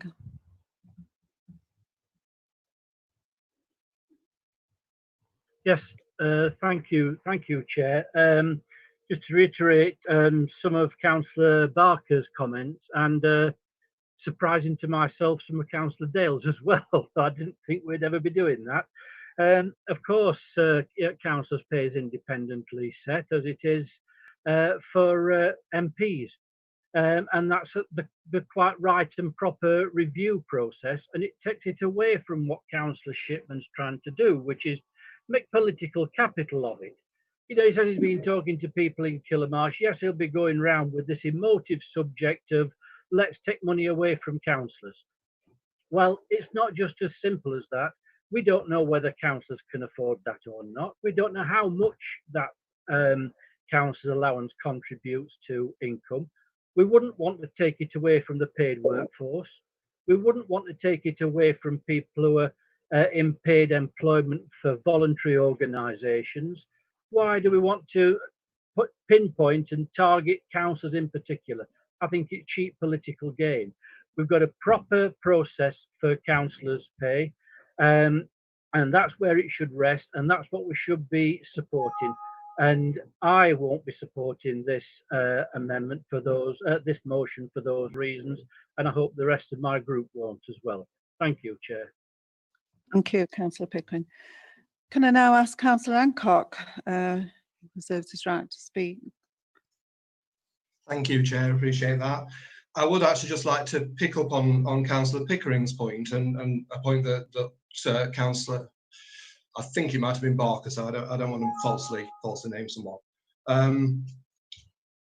I think we all do this job because we want to do the best. So I think we take out this whole concept that motions are put forward for political gain. They're not. They're put forward irrespective of whether they're by us, by the Conservatives, by the Labour group, by the Independents. They're put forward because it's something we believe in. I don't know whether Councillor Pickering has got the wrong end of the stick in the way he was reading the motion. At no point does this motion suggest that allowances be taken away from members. It follows upon effectively crystallising what Councillor Dale said, which I'm quite surprised at some of his comments actually, that we simply forego for the current term any allowance that is put forward to us. I mean, I remember having this discussion in 2017, and I made exactly the same point then. It is an independent review. We don't have to accept it, and this is simply saying, actually, let's formalise that now rather than do it then. So I fully support the motion. It is there with the best of intentions, and I think it's immoral of councillors to suggest otherwise. And I will stand by that comment there. So I'm fully happy to second this. I think it's the right thing for us to do. I think it's a morally It's a moral issue. And I think given the fact we are, I mean, I'm not going to make a political gain of it. I raised concerns when we did the budget and the freezing of the council tax. At that point in time, none of us could have foreseen the events that have happened. It's escalated out of all. So I think we do need to play our part. And the reality is this is going to be a relatively small financial part, but I do think it's the appropriate and the moral thing to do. Thank you. Councillor Shipman, do you wish to exercise your right of reply? Yes, if I can, Chair. Thank you. It always makes me laugh when Councillor Dale likes to give his nice speech about how other members of this council are making political points and are trying to score political capital. I mean, every speech he's given tonight is had a pop at the Labour councillors and the Labour administrations from this council and other councils. So, I mean, where he gets this idea from, the other councillors are doing that. I mean, every motion I've put on this council has been with good intentions to try and improve the council, try and make sure that this council is doing good in our communities. Not, I mean, I'm literally getting no gain from this. That's what the motion is saying, that I'm getting no gain. If we could all support this, then and crystallise what Councillor Dale is saying, because he has admitted that there is no plans to. Therefore, if we were to pass this, it mitigates any concerns that Councillor Pickering and Councillor Barker had, because ultimately, if Councillor Dale's words are true, no councillor, regardless of what their background is, regardless of what their working conditions are or benefit conditions, they won't be getting a pay rise if you believe Councillor Dale's words to be absolutely true. During this COVID-19 crisis, unemployment in this district has almost tripled to 8%.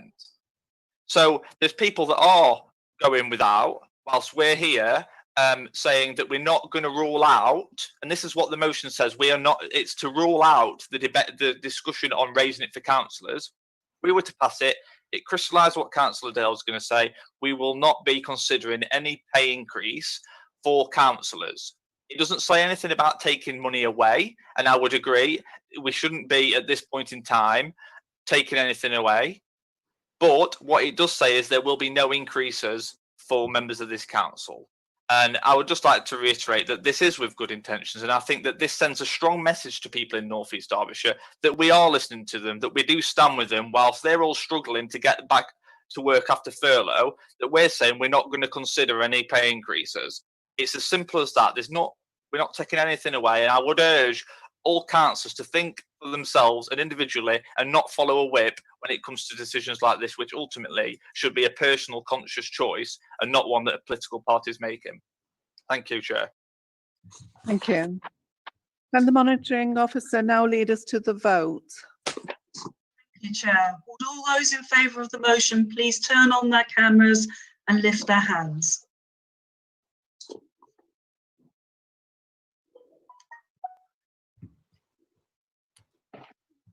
Thank you. Will all those who are against the motion please turn on your cameras and lift your hands?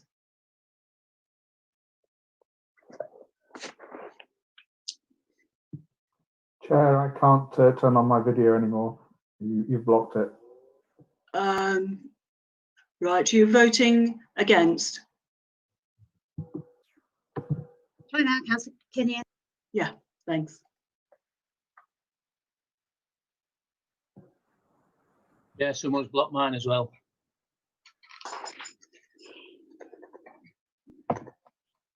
Okay. So everybody voted who wishes to? Oh, just a second.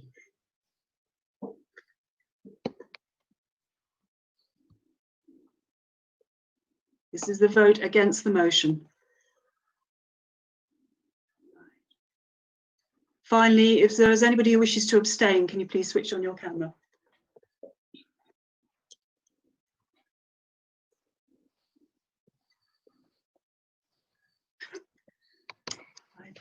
Chair, the motion is defeated. Thank you. We will now move to the third motion for consideration today.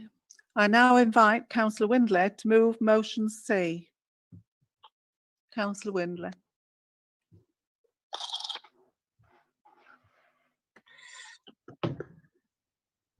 Council notes the first-class service delivered by its employees and members throughout the COVID-19 emergency, that it always strives to improve on its own performance, that those individuals and families who are suffering with or caring for early-stage dementia experience challenges over and above those faced by many others in the community, that often these early stage cases are not receiving support from GPs and adult social care.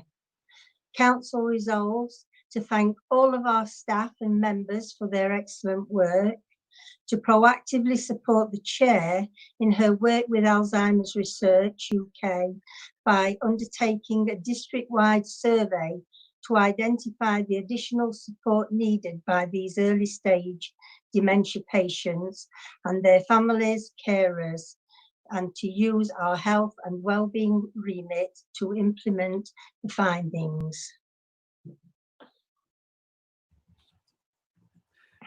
Can we have a seconder?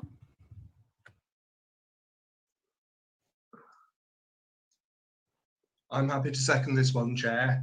I think it's a case of highlighting actually the excellent job that everyone does in terms of this, and again, credit to yourself for the work that you're doing with the Alzheimer's Research Group. We know that social care is very much a county issue, but it's become, and I think probably because of the situation that we've had over the last few months, very, very acute.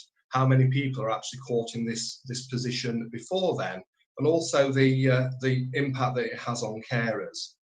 And conversations that we've been having with people who are caring for those with dementia, with early onset dementia particularly, is that there's very little support in place for them. There's also very little chance of them living a normal life.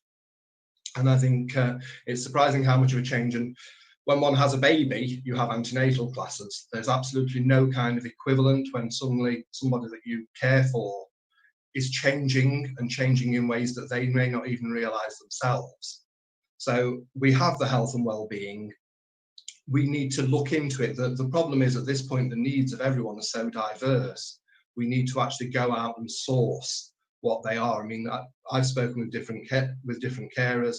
Some of them like little care support groups. Others actually want to just escape from it and allow and have an hour occasionally to do what they want to do for themselves as a person that they've given up. So it isn't a one-size-fits-all thing. We need to actually go out there, investigate what people want, and then look what we can actually implement within our remit.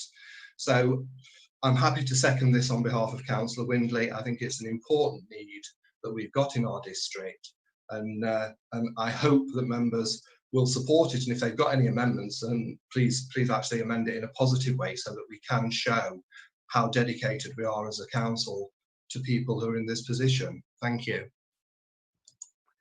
Thank you. Councillor Mark Foster. Yeah, thank you, Chair. Yeah, when I look at this motion, there's a lot I can agree with in this motion. My apologies if my mic's crackling. There's a lot I can agree with in this. It starts off by talking about the first-class service delivered by employees and members throughout the COVID-19, which is separate to me to speaking about Alzheimer's and dementia. It also goes on to say that it always strives to improve on its performance, and that those individuals and families who are suffering from, I've always been told that it's how we should express it, is living with or caring for early stage dementia, and so on. It then makes a fourth note where it speaks of that often these early stages are not receiving support from GPs or adult social care. We're moving from praising there, we're mixing up praising our staff at the district for what they've done, which is right and proper, and I think we'd all agree with that. Here in that fourth note, we're speaking about criticising, and it is criticism, for our GPs, the NHS, and for adult social care, our county. So for me, I could support the first three, but not that fourth note. So that's the first thing. Secondly, it goes on to two resolutions to thank all of our staff and members. Yes, we'd like to thank them. We've thanked them many times already, and I'd like to continue in that thanks. Also, to proactively support the chair in her work in Alzheimer's Research UK. Yes, but not to undertake a district-wide survey. The reason for this is if we agree to this here and now, there's been no discussion to priorities, what else the council have got on, what else officers have got on. If you're wanting to, if Pam Windley, Councillor Pam Windley would like to put forward the idea of a survey, a district-wide survey, the proper method for that should be through the scrutiny committees. And as most of you will know, all of the scrutiny committees have got health and well-being within their terms of reference, and that's where it should go.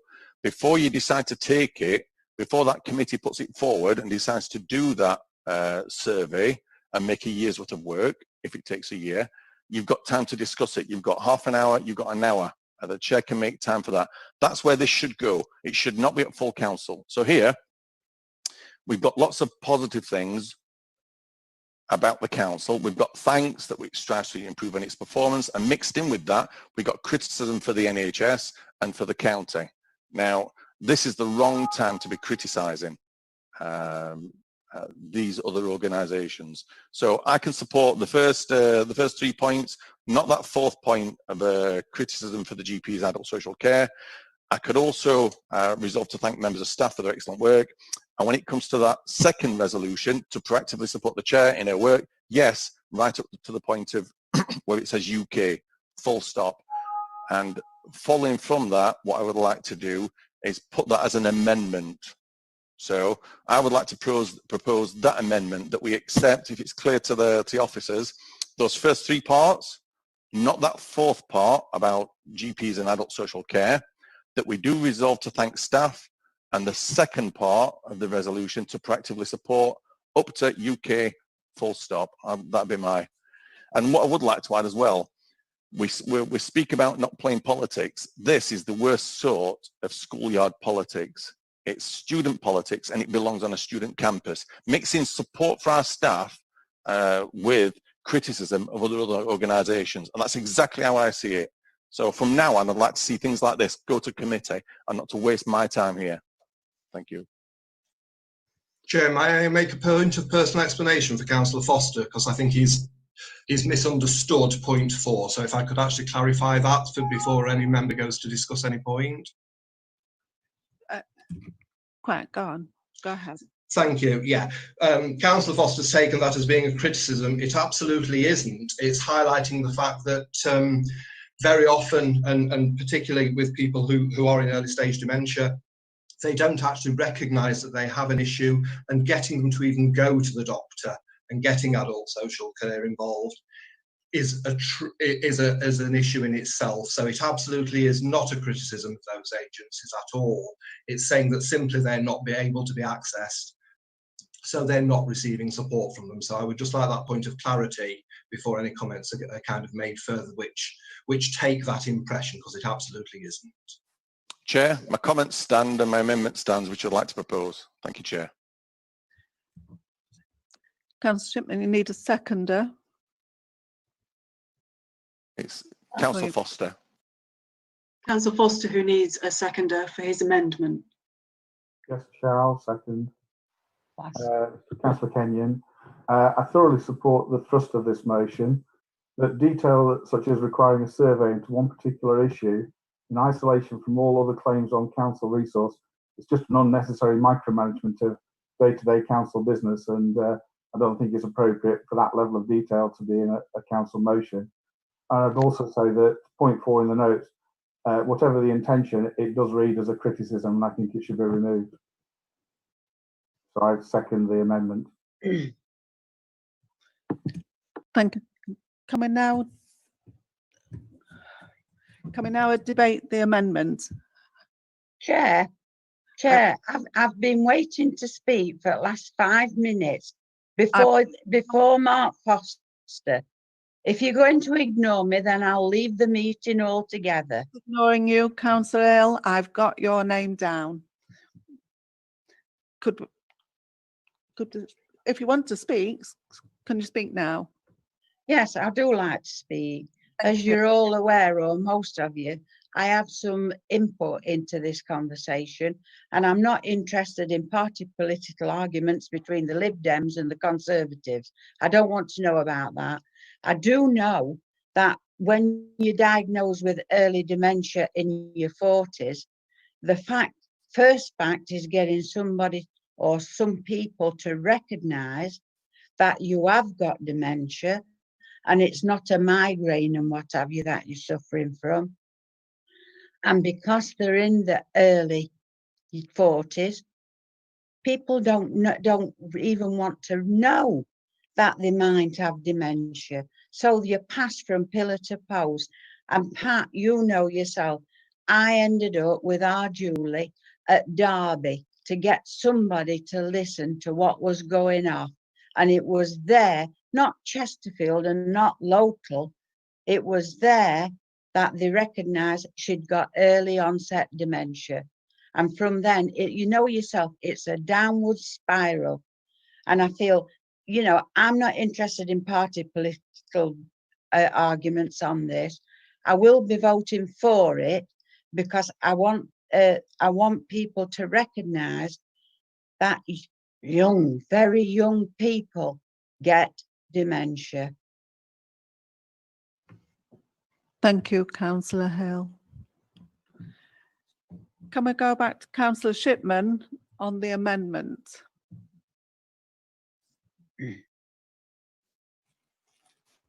Thank you, Chair. If I may, if it's possible and Councillor Foster agrees, if we can amend his amendment to say, to reword the line which he thinks is a criticism.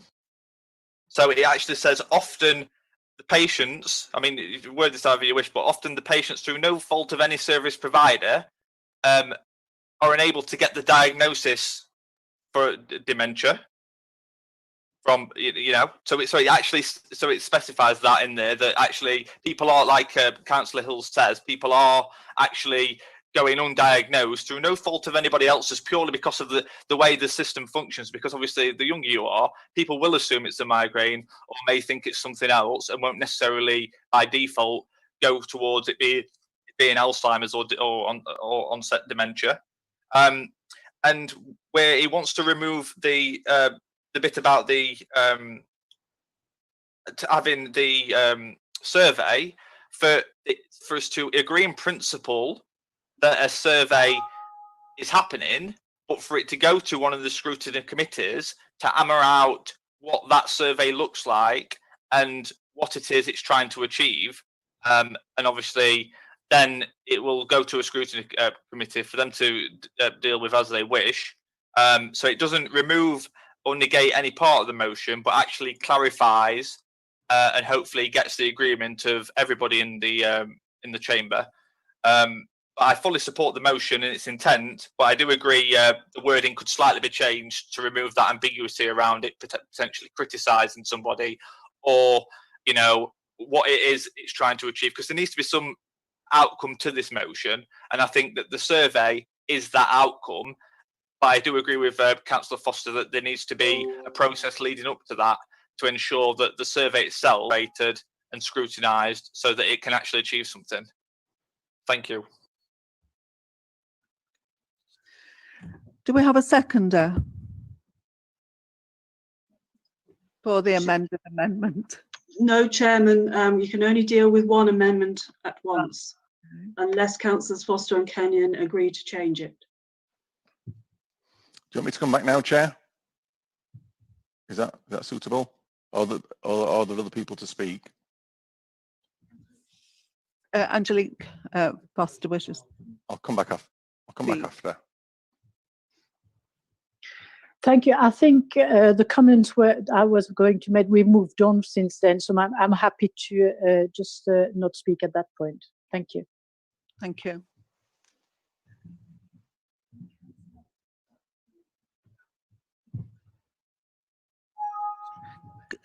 Yeah, I think Foster, Mark, are you prepared to accept? Yeah, I can come back now if that's suitable.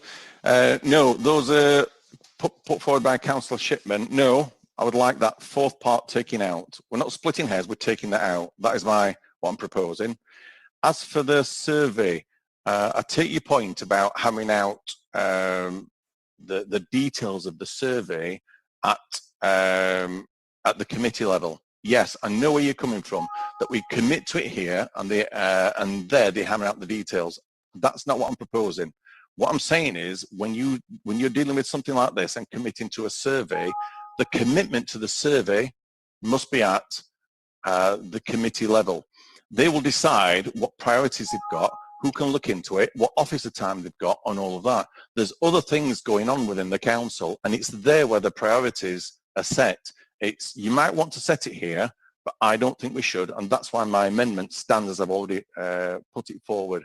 So take it to one of the committees, and there, not just hammer out the details of the survey, but before you get to that stage, discuss what else is on the agenda for that particular committee. So it stands, and I know there may be, as soon as people finish speaking, Chair, I'd like to put this to the vote and put this to bed. Thank you. Councillor Barker. Thank you. Yeah, I think I've got it. Obviously, we were going to vote for the original motion because of the sentiments in it and what people have said. But I think the amendment to the amendment, and I understand what you're saying, what Councillor Foster, I've sort of got all that. And I think the principle of going to a scrutiny is right.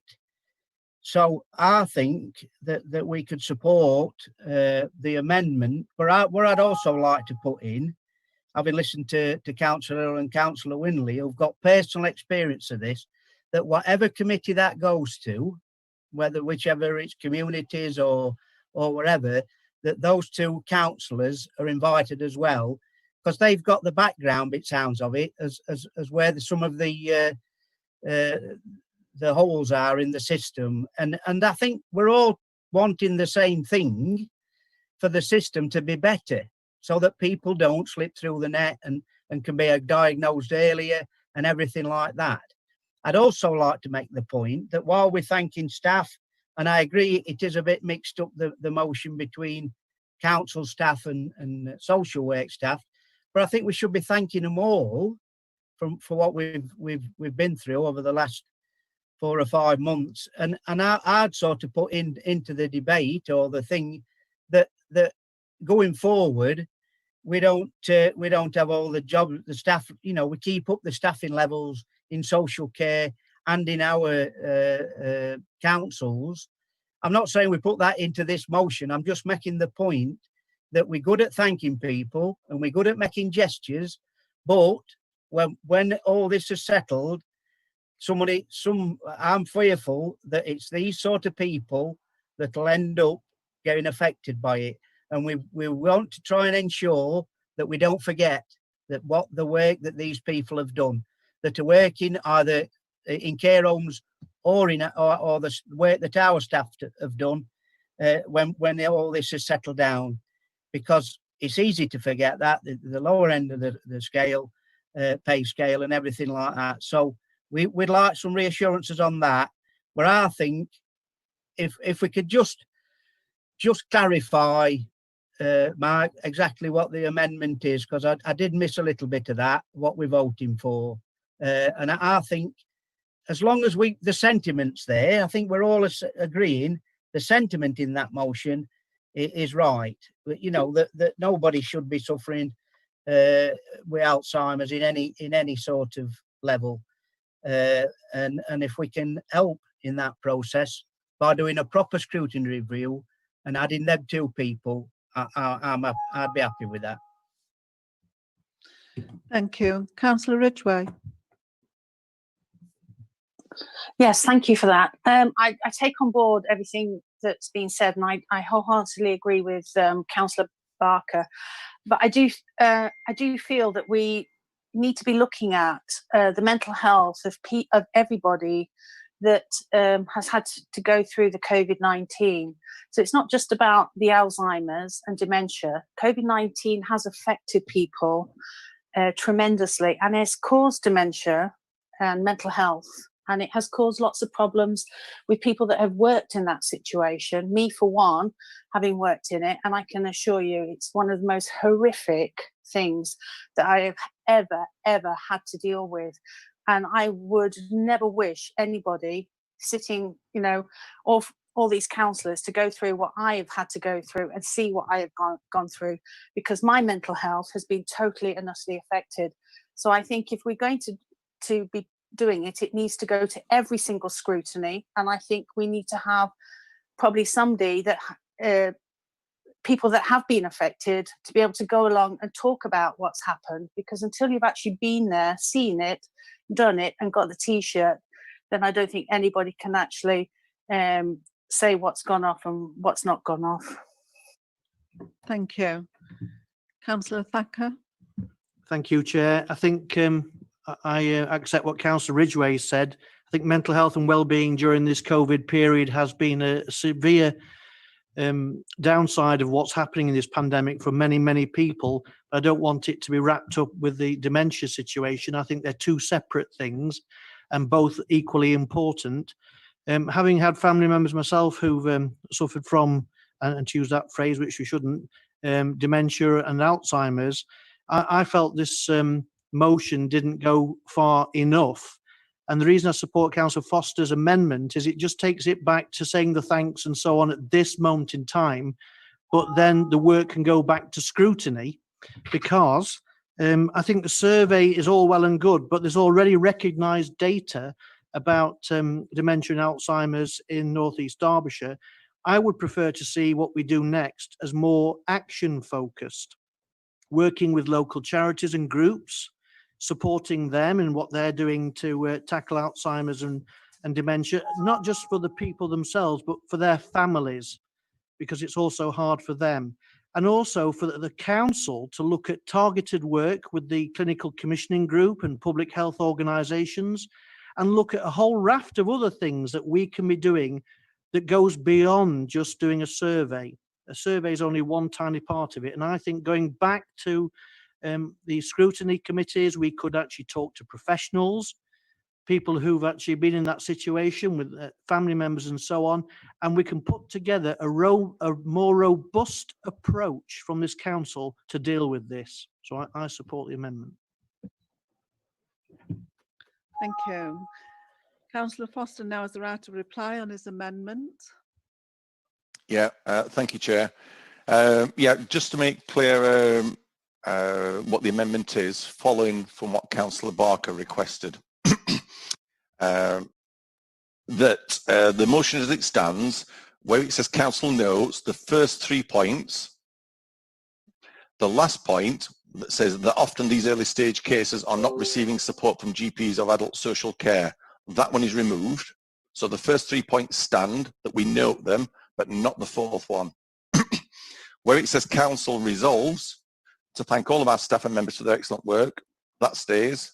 To proactively support the chair in her work with Alzheimer's Research UK, full stop. And then perhaps one more small thing where it says the third note, that those individuals and families who are suffering, perhaps we can make that for those who are living with. I think that's the term we use now. So those who are living with. So that's what I would like to change as it stands. What I'd like to make very, very clear, not for 1 minute am I recommending that this council, with this amendment, that we're sending this to scrutiny. I'm not recommending that we send it to scrutiny. I'm recommending that individual councillors that are part of these scrutiny committees can approach their scrutiny committees and bring it forward there, whichever ones they choose to. We've got, all groups have representatives, I believe, on all of these scrutiny committees. So I'm not recommending in this amendment that it goes to a scrutiny committee.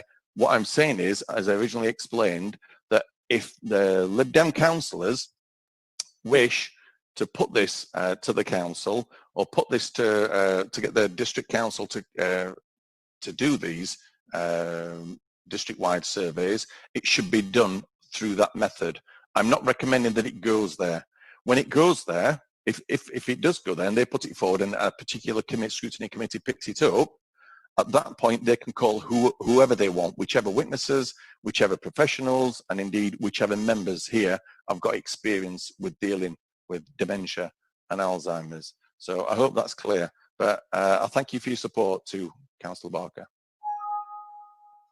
Thank you. Councillor Dale. Thank you, Chair. Just to add my support to Councillor Foster's amendment, I think it is correct that a suggestion for a survey of this nature does go forward to a scrutiny committee, but raised by an individual councillor at that scrutiny. I think some of the debate we've had today highlights the issues we have in terms of prioritisation. We've had Alzheimer's raised as an issue as well as mental health, and of course both are very serious priorities and both are very important issues. But I do think it's right that these matters are brought forward to a scrutiny committee. That is the appropriate place where they should be put forward, and I would hope that that Councillor Windley feels able to do that. So I'm happy to support the amendment as proposed by Councillor Foster. Move to the vote, please, Chair. Councillor Hancock to speak. Thank you, Chair. Obviously, I haven't actually spoken on Councillor Foster's amendment yet, and so there was a point of clarification earlier. The key thing that I would remind members, and I know Councillor Foster's just raised the issue about scrutiny, is that scrutiny cannot set policy, it cannot set priorities, it can make recommendations. And Councillor Foster, Councillor Barker both sit on scrutiny committees, so they're well aware of that fact. I think without doubt, and whilst there has been a little bit of pedantry here, I think without doubt every single one of us is in support of at least the basic principles. There are people who are stuck in the early stages of not knowing where to go. So I think it's important that we do. I'm going to vote against Councillor Foster's amendment purely because I think it actually takes away, and to be truthful, given that it actually takes away any proactivity, I'm not even sure it's a legitimate amendment, if the truth is told. And I'm sure the monitoring officer will make a kind of a guided decision on there, but I would say he's new to it. So I would kind of like to hear the monitoring officer's opinion on that. The aim of the motion is to actually get something underway and something started so that we can come up with a service that actually benefits the huge numbers of people. I mean, Betty, I remember Julie very well, and it breaks your heart to know that the experiences that families have been in those kind of situations. And we need to try and do something. We are limited as a district council in terms of what we can do. So I'm just really crying out to say, let's try and do what we can do and take some proactive action, rather than kind of get tied up and just say no. But thank you. Yeah, personal explanation, Chair. I'll take that insult on the chin from David Hancock. I don't mind. Let's move to the vote. Thank you. Can we now move to the vote on the amendment? Chair, I did want to speak. Oh, sorry. Please do. Before you move to the vote. Right, go ahead, Tracy. Thank you. I was just going to say, I do feel that we need to support the amendment. I do believe that scrutiny is probably the best place for this to be looked at, and I would sort of try and hope, as a former scrutiny chair myself, to say to Councillor Hancock and the other Lib Dem councillors, to reassure them, is that to hold a review and perhaps suggest this as a topic where the spotlight can be truly put onto it and really be in-depthly looked at is much better than trying to come up with a one-shot survey, which probably, like Councillor Thacker has already said, would only give you very limited information, is what you would get from using a survey. A scrutiny review, a topic chosen specifically to highlight and put the spotlight on this area, in my opinion, would be more beneficial, and hopefully reach what you would want it to do. So for that, I think it would be better to go with the amendment. So that was just the point I wanted to make, Chair. Thank you.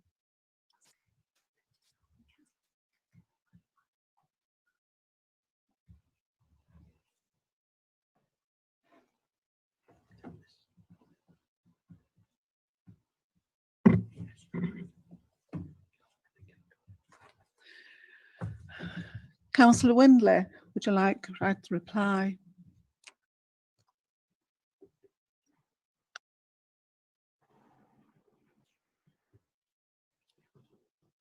Just a minute.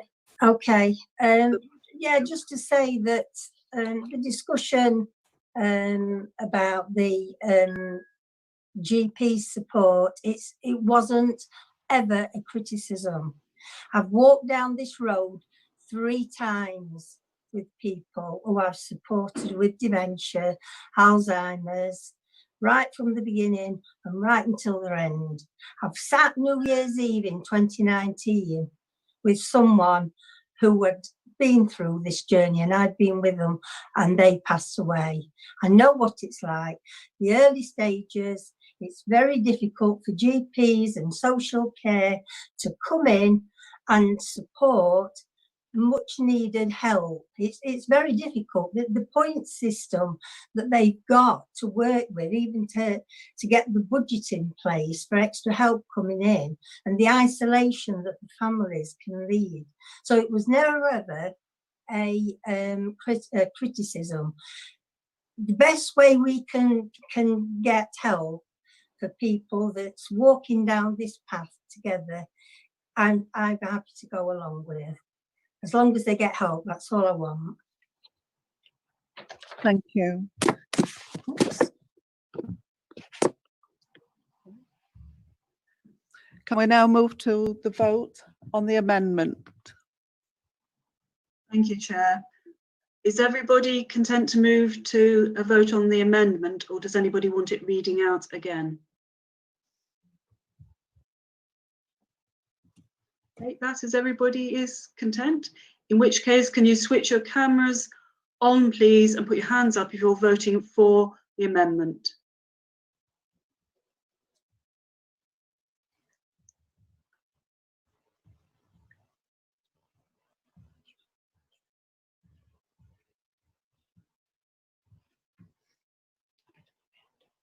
I have that, Sarah.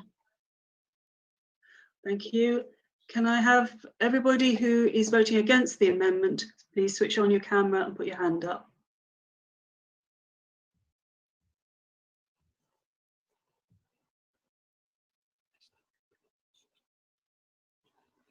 Thank you.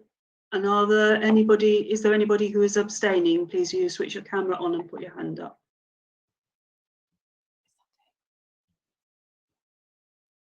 No abstention. Thank you, Chairman. The amendment is carried and becomes a substantive motion. Do you wish to take the vote on the substantive motion?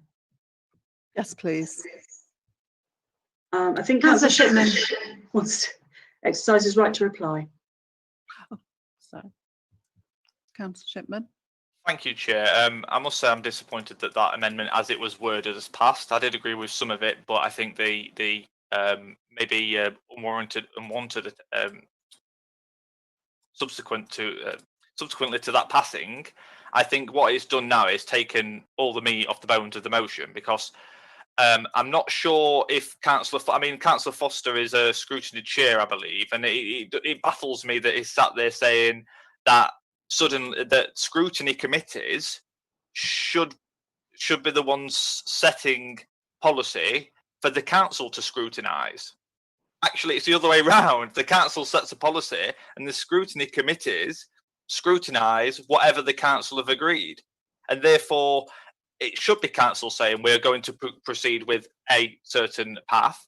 And then the scrutiny, whichever one we choose to put in the motion, granted it could have been worded better, but the ones we put into the motion would then deal with it. I find it beggars belief that you would have 8 different scrutiny committees looking at the same issue, getting in the same people giving evidence. I mean, is that what we call an efficient? Because that's not efficient to me. What we should have done is named a scrutiny committee which we felt was best to deal with this, and then they go ahead and deal with it and getting people getting evidence and whatnot to create a survey which we all think is decent. It's going to have cross-party support, the survey would have, and then that could go out to the people in North East Derbyshire. I do think Councillor Foster needs to kind of understand the council structure a bit better instead of thinking it's the other way round to what it actually is in practice. I will support the motion, however, even though it's different to what I wish. But I do think that there needs to be one particular individual, perhaps it's Councillor Windley on one of her committees that she's on, that takes this forward rather than having 8 different scrutiny committees looking at the same issue, because I just don't think that's efficient. And especially when we're talking about council resources being stretched, to suggest it's a free-for-all and whoever decides to take this issue and run with it is then putting it on their committee is such a back-to-front way of doing it. And like I say, I think that we need to just, whoever, even if we have the discussion outside the council meeting, one person needs to take it forward to a committee and just let's do it on one committee rather than 8. Thank you, Chair. Thank you. The amendment is now the substantive motion. Can we now vote upon that, please? Thank you, Chair. All those in favour of the motion as amended, please can you show by putting your cameras on and lifting your hands.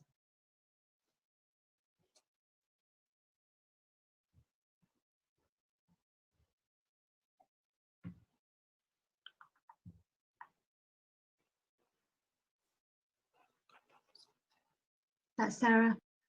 Thank you. Can those who are against the motion as amended, please put your cameras on and lift your hands.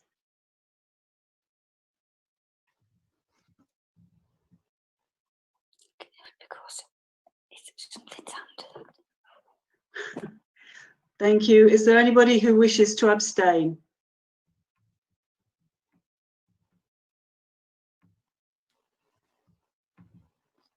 The motion as amended is carried. Thank you. Now we move on to item 14 and the Chair's urgent business. And I can say I have no urgent business today, so I declare the meeting closed. And thank you for your attendance today. Thank you. Did we thank Martin Thacker, by the way? Not enough time.